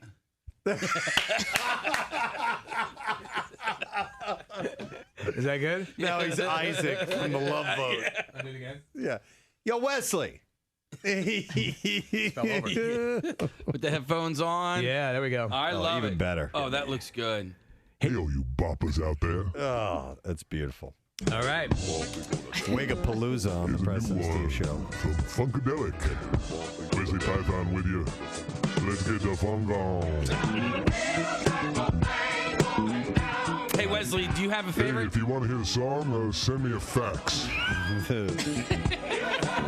Do you have a favorite That'd so be far? a self-addressed stamped envelope, Yeah. probably. Send a self-addressed stamped envelope, and I'll try to get it on for you in 3 weeks when it arrives. Do you have a favorite so far? Was that, little man? Do you have a favorite wig so far? Let me see. I'm kind of like, for the one that looks the most real, this one. Yeah, right. And the last one. They're both the ones made with human hair. The synthetics, I don't know, man. I'm not feeling it. I'm thinking the Chet was my favorite. Chet, The Chet was good. I'm the man with the plan. Last birthday I saw is an actor named Adam Devine. And Yes. he was in Pitch Perfect. So, Yeah. Casey, I'm sure you got something queued up. Is him singing? No, this is actually Ben Platt singing. He took over for Adam Devine because Adam left the band to go be a backup singer for John Mayer, if you recall, in that particular movie. Okay, so this is the end of the movie, and they do that song Magic. Yeah. You love this version of it. Oh, my so God, that's dude. why I we're get playing so it. welled up. Do it. Play it. I want to see you cry. He went on. He also had a role on Modern Family for a while. Correct. Okay. Yeah. I like him. He's good. He's very funny. Good, cool, comedic actor. He was also in a movie that I like a lot, The Intern. Yep. And he was in Why Him. He's been in a whole bunch of stuff. So here we go. All of it, man. Like, it just builds to a crescendo, and these guys, and then the Barton Bellas, and I just get so happy. Yeah, no, I hear you. There's also a scene in Madagascar 3 Oh, my God. where I think it's the hippo. That's when the series hits its stride. Oh my God! When the hippo comes out and like, because they're working towards this big show, this big circus, and Yeah. then the hippo comes out and Firework is playing from Katy Perry, and I got so happy that I started crying. Listen, it's very impactful. I think even Gene Simmons got a little teary-eyed. That hippo makes the appearance in Madagascar 3. You need to understand it's the culmination of everything. This very large creature you would not think would be so adroit on the stage wows everyone, including a group of meerkats. Even kind of, stone-hearted Gene Simmons crumbled to that. Melted this icy heart. My face, I was smiling so hard, my surgically reattached face slid off my skull. Oh my God. There's another crescendo. There's an incredible scene where a platypus sings, "I was made for loving you." What were you going to say? I can't well, I just know it's at the end of the new Muppets movie that has Jason Segel in it. Right. Because they're doing this like telethon to save this theater. Something, is it the chickens? I don't know. What's happening? Of course, the famous chicken scene. I get so happy. Yes, they're doing the Gnarls Barkley song. Oh, it's FU. Yes. Okay. When they do that again, I'm so happy that I start crying. I don't know why. It's just the way I cry out of happiness sometimes. Back to you, Preston. From this made you cry? That one did? I don't know. Maybe I was Do you want to bawl like a little girl? Yeah. You want to see a chipmunk sing Gnarls Barkley? Now that's incredible. It's just a crescendo, and when it gets to that part, I don't know why I'm. You so like happy. those? You like I those? Love it. Tug at the heartstrings. All right. Yeah. Well, how about at the end of Coco, where he's singing the song to the grandmother, Coco? That one puts me in absolute tears. Now, it's a little different than a chicken singing. MMR. WMMR presents Preston and Steve's Bizarre File. All right, we'll dive right into things with a Florida story. Always good ones. Deputies from the Flagler County Sheriff's Office found themselves in a highly unusual pursuit when a man led them on what they have called possibly the slowest chase in Flagler County Sheriff's Office history, crawling along US 1 at just 3 miles per hour. So they could literally walk alongside. I didn't even know some cars could just go 3 miles per hour. But the incident began when 33-year-old Kyle McNary, driving at a sluggish 15 to 20 miles an hour, allegedly kicked a passenger out of his vehicle after pulling over to switch seats. The passenger reported McNary refused to drive faster. That's why they were getting in an argument. McNary then allegedly hit another car and drove off, leaving the victim stranded on the roadside. We're watching video of the chase. It's white knuckle. Deputies caught up to McNary, but despite their attempts to stop him, he continued driving at a snail's pace. Eventually, McNary pulled over and he was taken into custody. The sheriff, Rick Stalley, said, "We do appreciate that he wasn't driving recklessly. They actually used stop sticks to safely bring the chase to an end." Sure. Didn't know that you could stop a car. I would think you would go even faster even after your tires are flattened like that. That's what I would think. By the way, just for the point of order, Flagler, as you're saying, is Preston. I swear I saw my grandmother naked. I know. Oh, no. Yeah. Topless. Is it pronounced Flagler? I believe it's Flagler. Okay. Yeah. Oh, I'm sorry. I walked in, didn't know. I'm seeing it right now, Preston. Burned into my mind. We'll never unsee it. No. All right, listen to this idiot. Former politician Michelle Fiore illegally solicited money for a memorial for a fallen Las Vegas police officer that she ended up using for personal expenses, including paying for her daughter's wedding, her rent, and for plastic surgery. How reprehensible. The jury found Fiore guilty of 6 counts of wire fraud and 1 count of conspiracy to commit wire fraud, and each count carries a maximum sentence of 20 years in prison. Man. She's going to be surrounded by police. Fiore's attorney said he will review the possibility of an appeal. Sentencing is scheduled for January 6th. Fiore entered the 2022 Nevada's governor race and even bought ads touting her candidacy on a Florida television channel so Donald Trump could see it, but dropped out and ran for state treasurer, losing in the primary. Commissioners appointed her justice of the peace. She was resigned. She resigned from the city council and was suspended as justice of the peace following her arrest. Prosecutors say at trial she had raised more than $70,000 for a statue of a Las Vegas police officer shot and killed in 2014 in the line of duty. The 54-year-old served in the Nevada legislature from 2012 to 16, making headlines, posing with guns and her family for Christmas cards. Ugh. She was a Las Vegas councilwoman from 2017 to 2022, but she's going to jail now. Deservedly so. Yeah. An Oklahoma man named Cody Adams was unable to find a ride to his court hearing for charges related to possessing a stolen vehicle. He allegedly stole an ambulance to get there, to go to court. Rideshare. Adams was at a gas station and he was asking for a lift to the area where the court was, and he found an unattended truck left running. He hopped in and drove. No one's using this. Drove himself to the courthouse where Trooper Ryan Long arrested him as he walked in for his hearing. When questioned, Adams reportedly told the reporter he was just, quote, borrowing the vehicle. Hate to tell you, but it'd be illegal to miss my hearing. After attending the court date, he was booked into jail on new charges. Tulsa police arrested a woman accused of driving drunk at the Tulsa Riverside Airport. They got a call reporting a woman driving a silver Nissan on the taxiways. Caller said that she was blocking several outbound planes. However, police were unable to find her when they arrived. The police department responded to a similar call at the airport the next day. The air traffic control reported a possible drunk driver in a silver Nissan blocking a runway where a plane was trying to land. A pilot said that he was taxiing his airplane when he came upon the Nissan, got out of the plane, tried to get the driver to move out of the way. Once he saw the car full of beer cans, he told police that he reached in the car and took the keys. Police then got to the airport and arrested Bonnie Campbell for a second offense felony aggravated DUI. She was taken to the hospital for treatment. They found in her car 18 empty beer cans. Jeez. Along with a cardboard box of Coors Light, an empty six-pack container, and a garbage bag full of other beer cans. Campbell allegedly showed several signs of intoxication, including slurred speech, bloodshot eyes, and unsteadiness. She blew a .34. Oh, my God. On the state's breathalyzer test. You're bordering lethal levels. Yeah, more than 4 times the legal limit. You know what? She likes beer. What can I say? Yeah, what can you say? Yeah. Campbell told police that she was visiting a family who have a hangar at the airport. So, okay. Let's go visit that family that has a hangar, and on the way, I'll drink 90 beers. Yep. Footage shows a man going through security at Tashkent Airport in Uzbekistan before being instructed to open his carry-on luggage. He then unzips a bag and reveals a 10-foot-long snake curled up asleep inside of it.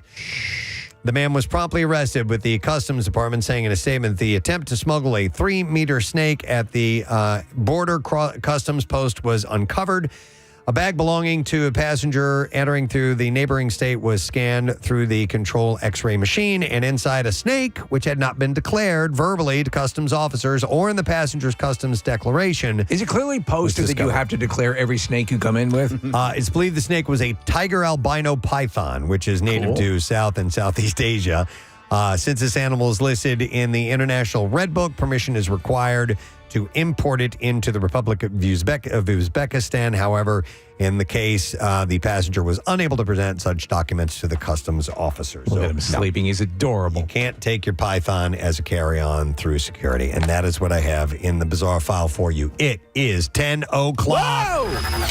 93.3 WMMR Philadelphia.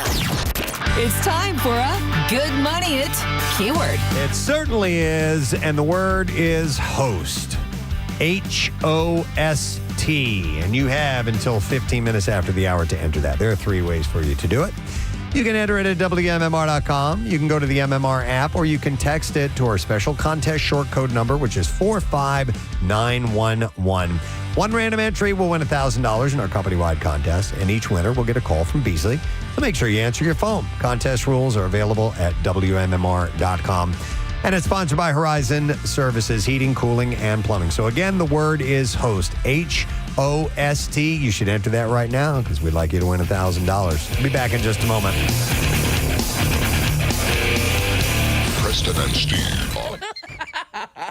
You gotta understand it's a crescendo that builds to that, right? Okay. It's there's a whole like sequence, and it gets to the chicken singing. Okay, I'm sorry. We have it on the video screen. Now that I see it, yes, wow, what a tearful moment. Those incredibly talented chickens. Well, the holiday season begins in earnest when Oprah Winfrey's annual list of favorite things arrives. Showing America all of the wonderful things we probably can't afford this season. Do you remember how huge this used to be when she would have that episode? Yeah. And by the way, in fact, our favorite things when we first did the Christmas Miracle, that's what it was based on. Yeah. The original name was Things That Make Us Explode in Our Pants. That's correct. By the way, Kathy's holiday activities list will be coming sometime soon, right? Yes. Yeah, I mean, it's pretty much ready. Marissa and I were talking about it yesterday. We're waiting on some musical accompaniment for that, so it's on the way. Strange My God, that was sexy the way she said that. Ew, really? Don't ever say that. But you went, yeah. That's how I feel about holiday I know. activities. That's what turns you She on. bites her lower sex, lip no, thank you. like Kristen Stewart. Yeah. Activities. So Floral and Hardy. And she followed that up with, ew, don't ever say that. Because it came from you. That's weird. I know. And on Wednesday, Oh my God, I'm so moist. Winter activities. This year including Hanukkah and Ramadan. All right, and on Wednesday, even the 64-year-old admits that the list has gotten a wee bit out of hand in recent years. She said, these days, choosing my favorite things makes me a little cuckoo. What started as an organic extension of wanting to treat people to some of the things I truly love has turned into an annual list that takes a team to curate. I then go through every item, picking my favorites and narrowing the selection to my own. It's a process, but because it's important to me to remain as true to my original inspiration as possible. My guideline, do I really like it enough to want to receive it myself? So that's how she decides what's going to be on here. Look at the judgment parameters. She's a multi, what is she, a billionaire now at this point? Yeah. But she still likes fun stuff. Yeah. You know, little Maseratis. Yeah, little Maseratis you can play with. Perhaps the most infantile is a onesie sweatsuit for adults, dubbed the jumpsuit. In L.A., I already have one. Onesie, we're running $168. I have one that has Michael Dukakis' picture on it. Yes. Like a onesie for grown-ups, this jumpsuit is a pleasure to wear on a long trip because you can curl up in it and still look fresh when you get where you're going.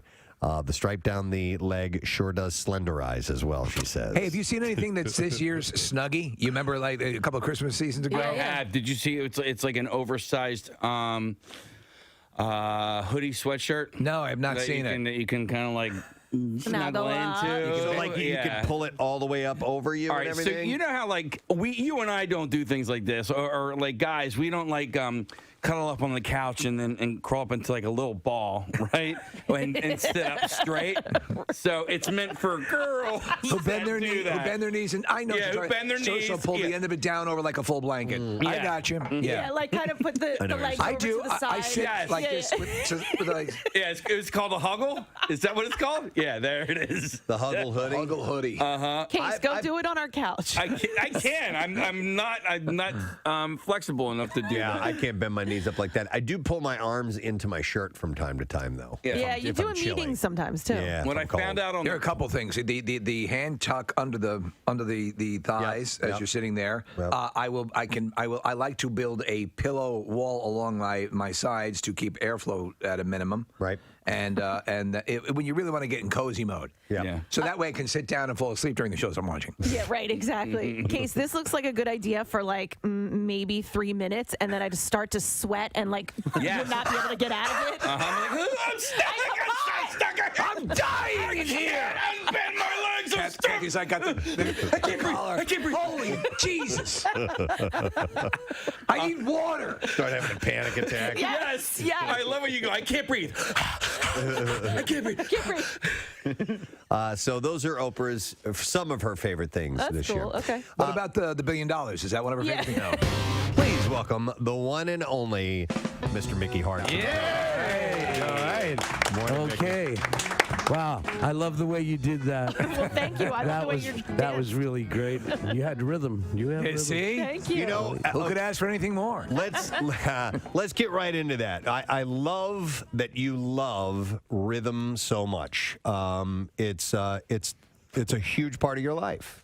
It's everything. Yeah, yeah. It's not melody and it's not harmony, but it certainly is rhythm. You were exposed to percussive instruments and rhythm early on. Your dad was well known and well respected. And I wouldn't go that far. He was a musician? He was a musician. Okay. I wouldn't go that far. Oh, really? All right. But he did dabble. Okay. Yeah. All right. More And than then, dabble, and then actually. you were working in a you had a job and you were I had a job once. a jazz club Once. Yeah. A long time ago. I can't remember having the last time I had a job. Just thinking, You don't call this just a thinking job? of the idea of having to have a job just gives me the willies. I mean, what would I do with the job? Oh my God. You wouldn't be a 9-to-5 guy working the cubicle. No, I doubt it. But if I had to, I would. You would. Yeah, but I don't have to, and I won't. Yeah. But so you don't view what you do as a job? Oh work. no, it's a service. It's a service industry. I mean, that's what music is all about. You know, you provide a place where people can come and have an emotional moment, right? And ritualize. So, yeah, I know, and I think it's very profound, and I'm very, what should I say, honored or blessed or whatever you want to call it, to happen to fall into this universe as a percussionist or a drummer.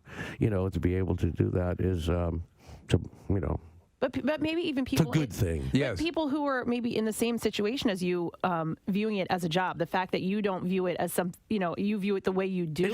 It's not easy, but it's not like a job. It's like when I get up in the morning, the first thing I do is think of, the new day and what kind of new rhythms there are in it and how I can interpret that. And that's what musicians do. They interpret, society and whatever, you've seen or whatever it is, and they lay down that groove. And every 5-10 years you find a new groove and you work at it. Yeah, you do work at it, but you work at play. You work to play. Sure.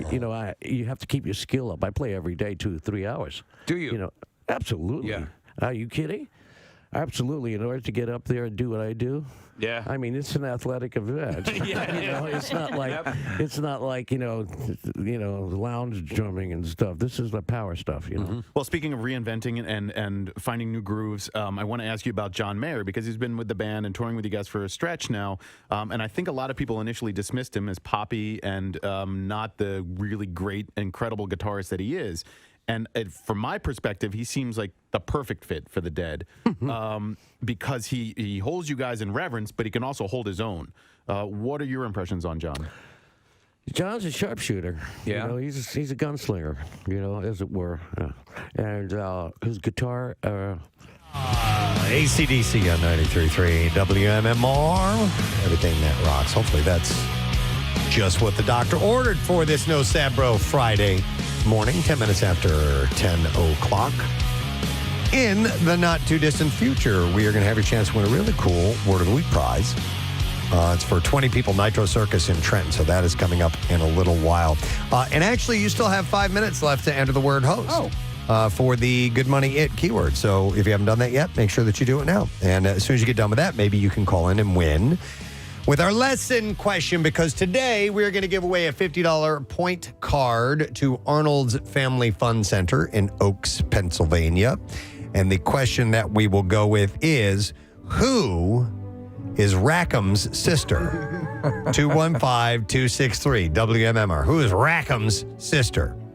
All right, if you heard that earlier this morning, you need to call in now. 215-263 WMMR. While you call, we'll do this. The trash business is a gold mine. 93.3 WMMR with Preston and Steve's Hollywood Trash. All right, we'll get those stories. Steve, what's up this morning? Well, the Hollywood Hills estate, I'll take another swing at that. The Hollywood Hills estate, featured heavily in the Big Fat Liar movie, has hit the rental market for $135,000 a month. The company managing the estate is justifying the incredibly steep price, asking, what would you give to walk where Frankie Muniz once walked?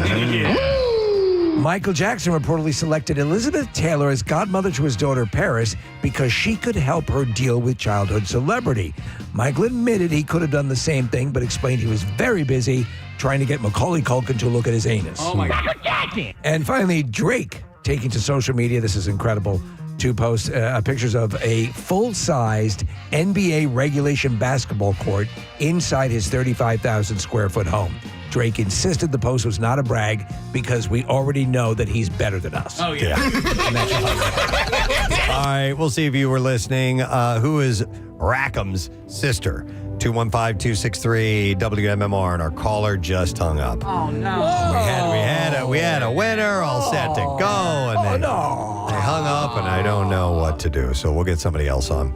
All right, let me go to Ethan. Hi there, Ethan. Good morning. What up? Yo, buddy. All right, who is Rackham's sister? Rackball. Rackball. That's correct. Hang on, Ethan. Rackball. All right, we have a $50 point card to Arnold's Family Fun Center in Oaks, and Arnold's is this week's big freaking deal, by the way. You can get two $50 point cards for the price of one, and you can enjoy go-karts, mini golf, bowling, and more action-packed excitement at Arnold's, and you can get this exclusive offer while supplies last at WMMR.com/deals. Is there more to that, or is that the very end of it? Do you know? In this, let me see. We are looking at... I think that's... You remember the video? I do. The video, I he know ends the up in video. the bushes. Let me see. Yeah. Let me see. But if you play it... No, it's just that's the one rag. Rag'em. No, I mean, I want to see if it continues. Rackball. Okay, I didn't know if there was... There is a longer part of it, but that's the main rack and ball. Okay. part. All right, just curious, but now we can do music news. Now, Preston and Steve's Music News on 93.3 WMMR. I rip ass. I have two stories for you today, and that is it. One of them is going to make you feel ancient. Oh, no. We'll start with this one for fans. So, did you already tell me this? Yeah, I told you this. Okay. 3 Days Grace is once again whole. Adam Gontier, the co-founder of the band who left in 2013, is rejoining the group. They posted the announcement to their official Instagram saying, "We're excited to announce the official return of Adam Gontier, or Gontier, I'm not sure, to vocals in 3 Days Grace." Then revealed that Matt Waltz, who has been in the group's lead singer since Gontier had left, will stay on as co-lead vocalist. Part of the post was a note from Adam where Gontier said, "It's like we got back in a room together and picked up where we had left off." 3 Days Grace hinted in the post that a new album and a tour are coming soon with Adam on board. Why did he leave in the first place? Was there a strife? Or? No, don't know, but it was in 2013. All right, here we go. All right. Eminem killed off his alter ego Slim Shady with his latest album, but he is making way for a new nickname, Grandpa. Oh, man. Eminem Haley's having a baby. is going to be a granddad. Wow. Wow. The rapper announced his daughter, Haley Jade, is pregnant through a touching music video that is a tribute to their relationship. Home video dating back to 1999, and photos of the father-daughter duo, along with videos from her May wedding, are underscored by the emotional song Temporary in the video released yesterday. In one clip of a recent home video, his daughter hands Eminem a jersey with the name Grandpa emblazoned on the back with the number 1. She also hands him ultrasound photos, and he looks shocked.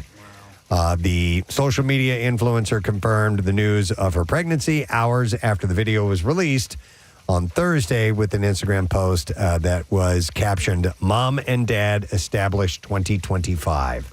That's incredible.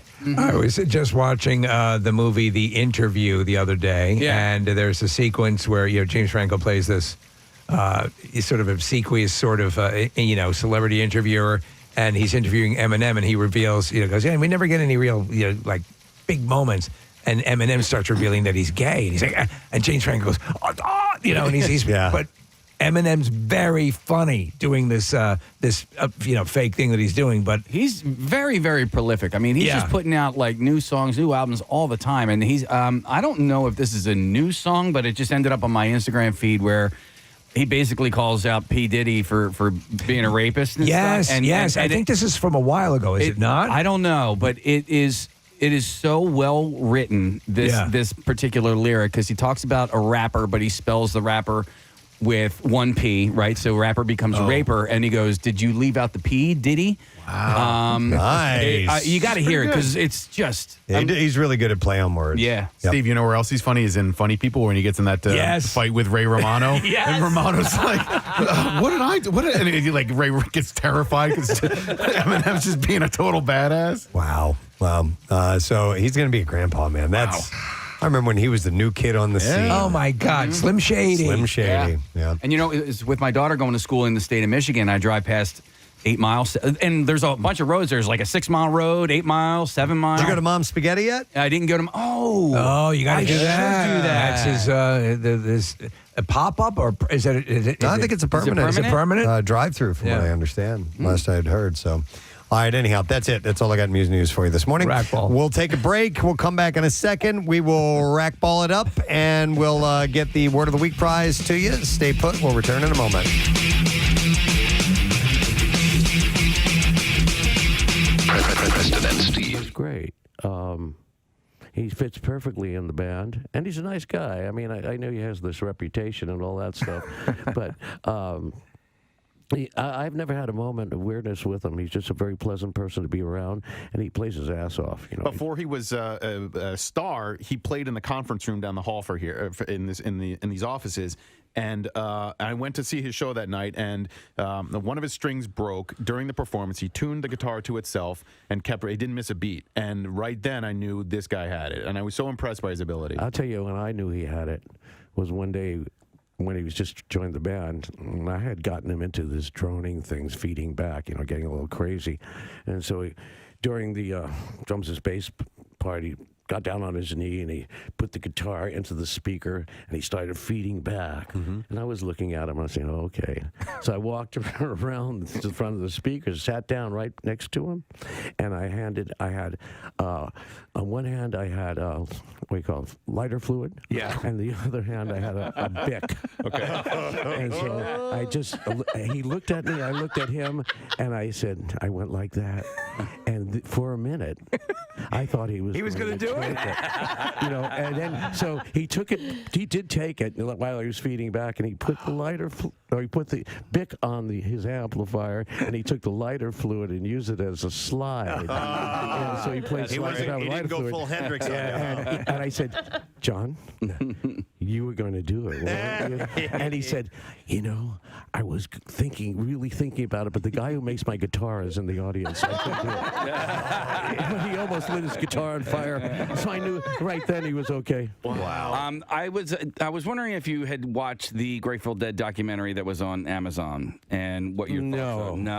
No. It was very, very in depth. Oh God, it was just awful. I just did not like it. You didn't care for it. It was just a one-sided affair, and it was not for me. And it really didn't show the Grateful Dead in its totality. It was more like a Jerry, whatever that is, memorial thing or whatever. He was trying to do, but it wasn't really. It didn't have the heart of the Grateful Dead. Okay. That's for sure. There's been a lot done about it. They made me watch. Oh, I watched it once. Yeah. Okay. Just to say I didn't like it. But that's it. I didn't see it at the premiere. Me and Bob and Bill, we went out and had dinner. Yeah. While they showed the movie. That's funny. We came back right at the end when they all started to applaud. And we go, okay. Thank you. I wanted to ask you about some of the things that you do like. I was listening to the concert in Paris, 1974, this morning. Yeah. What was it besides the United States? What was your favorite country to play in? Oh, Jesus, that's a good question. I think that I can't answer that question because they're all good when you play good. Every country is the same. Yeah. If the music is played well and we have a great time, France is great, England's great, Germany, it's all good if we play well. If we don't play well, the city sucks. This place, we blame it on the city. Blame it on the city. Of course. Franklin Port. I also, as a fan, there's an ebb and flow to the way I listen to your music, and so recently I flowed back to. I guess I ebbed back to. I ebbed back to studio albums. Do you? I don't know if you ever listen to your own music. No. But do you have a favorite studio album? Yeah, I would have to say it would be, it was half studio and half live. It was called Anthem of the Sun. I think it was our second record, back in 3,000 years ago. Yeah. And that was probably my favorite. American Beauty, Working Man's Dead. They were nice, fuzzy, warm. See, my first album I ever bought was Mars Hotel, so I automatically go back to that one. And Unbroken Chain. And we were never very good in the studio. We never could cage the animal in the studio. When did you realize that? It seemed to be early on. Yeah, well, we thought we could make, no one knew how to make a record. But I mean, we didn't know how to make anything. We were just musicians at the time, and we weren't really savvy on the studio. No one had a studio. Right. Now I have a studio. Everybody has a studio. So we just weren't producible. There was too much anarchy in the band. Too many people wanting to do... they had strong opinions of it. So, and we never really liked it in the studio with the four walls. It was too captivating. We were like a captive in the studio. And we never really made a great record. You guys had a pop explosion in the late 80s when you hit with Touch of Grey and Hell in a Bucket, In the Dark. Was that fun? Was that cool? Was it neat seeing a whole bunch of people who maybe had not been turned on? You always had legions of loyal fans, but here all of a sudden, boom, you had fresh music. And the tour was gigantic. Was it fun? Oh, yeah, it was fun, but it wasn't quite like that. Okay. What happened was we were already playing stadiums at the time. That was in 87. Yeah. So instead of playing 1 or 2 days at the stadium, we're playing 3 days at the stadium. Yeah. So it really didn't affect us much. We just... You guys were touring sold-out shows anyway. We didn't feel it, which we were playing stadiums. Okay. Yeah, but you know what? I found out about you guys because of the Touch of Grey. There was a music video. I was young at the time, so so you guys had a music video, so you were totally reaching an audience. That, we never did the videos or anything. We never did a single. So we weren't really part of the music industry. We never played that game, and. If we lived by the single, we would die by the single. If we didn't have a hit. That's interesting. Yeah. It's funny because I remember becoming aware of the Grateful Dead, through the iconic artwork that was associated with the band. Yep. What's that about? What's that about? So that predates, obviously, videos, but still, a visual medium brought me into the awareness of the music, which is very cool. Exactly. It mirrored the music. In the old days, how that started was these artists would come to the shows, and we were all getting high, and psychoactive drugs, taking acid and whatever.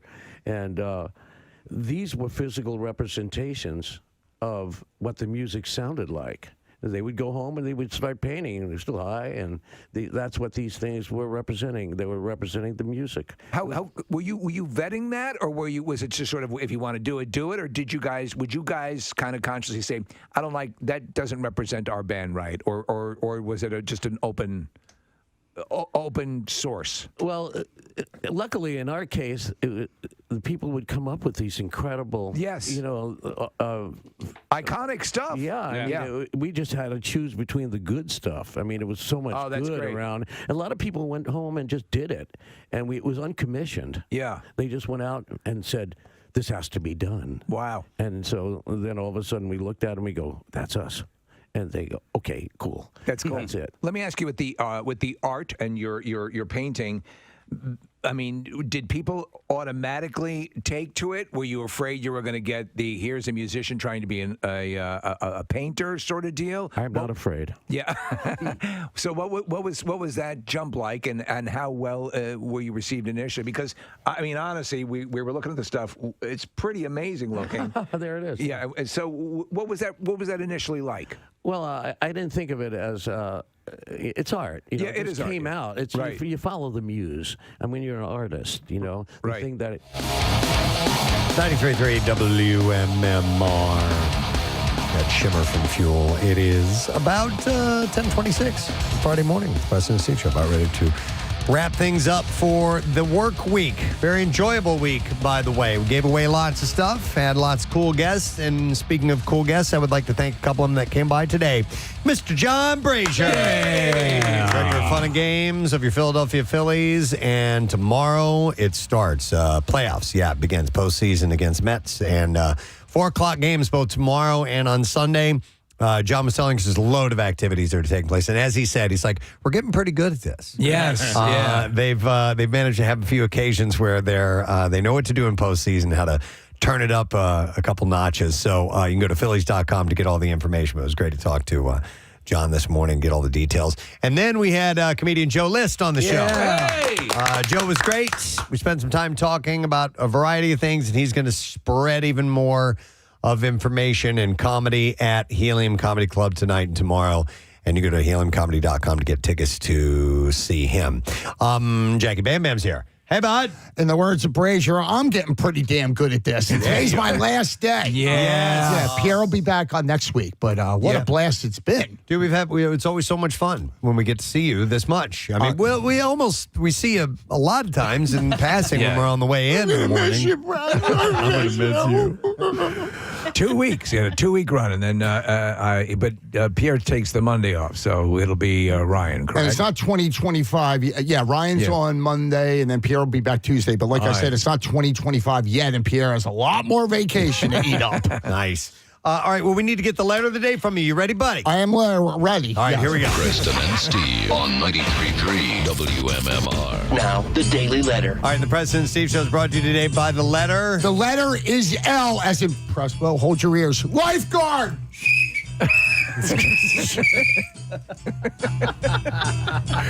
Yes! Oh, my God. He's got a whistle. L is in lifeguard. All right, caller number 9, 215-263-WMMR. We'll take a shot at winning our prize. You got the finger wag, by the way. I did? Yeah, he gave I got you the finger wag. He was drowning over there. So let's see. While we're waiting for that, I guess we can find out what you've got coming up on your show. All right. today. Yep. We're jam-packed. Sweat Set. It's a Friday. A warning. That kicks off as soon as you guys exit. 12 noon. Your good money, a keyword worth $1,000. 2 albums are celebrating their 19th anniversary. We'll celebrate them with Workforce Box for Pierre, Shinedown and Nickelback, Us and Them, and All the Right Reasons, and Chucky D'Amico's other favorite band from Canada, the other trio. Triumph. We're going to give the drummer a little love, Gil Moore, celebrating a birthday, and also the great vocalist. So that's on the docket for noon with the Workforce Blocks. And one last pair of tickets for Dirty Honey in Atlantic City tonight in the prize coffin. That's awesome. A lot coming up with Jackie. Let's go to the phone, see if we can get the correct word. We have Jess, who is on the phone. Hi, Jess. Good morning. Gadzooks, guys. Gadzooks, Jess. All right. I hope you've collected the letters and you know what our word of the week is. What is it? Devil. Great day in the morning, Jess! All right, Jess, you get the hookup, man. We are going to give you a suite for 20 people, 4 parking passes, and $1,000 catering credit for the Nitro Circus November 24th at the Cure Insurance Arena in Trenton. What do you think about that? Amazing. Love you guys. Thank you. No problem. You're going to have a ball. It is, Nitro Circus is incredible. So hang on the line. We'll get your information. It's the ultimate celebration of American spirit with Nitro Circus featuring freestyle motocross, BMX, big air, and wild competitions that defy gravity. You can visit nitrocircus.com for tickets and information. Thank you to the people that make this show possible, our fine sponsors. The President Steve Show is brought to you by Dunkin', and the President Steve Show runs on Dunkin'. Also brought to you by Acme Markets, the official supermarket of the Philadelphia Eagles, and Trinity Rehab, with locations all over. That's trinity-rehab.com. Next week on the program, listen to all this that we have. Good chance that we're going to have Tom Segura on the program. Nice. Comedian Andy Hayes, comedian Duncan Trussell, actor Jesse Martin on the program. Love Jesse Martin. Law and Order and Rent and all those things. Jason Alexander joining us, and Steven Weber. Oh, that's a solid lineup. It's a lot next week, so we're looking forward to that. That is it. We are done. Rage on. Have yourself a fantastic weekend. Go Phils. It's going to be beautiful weather-wise, and we'll see you later, gang. Bye-bye.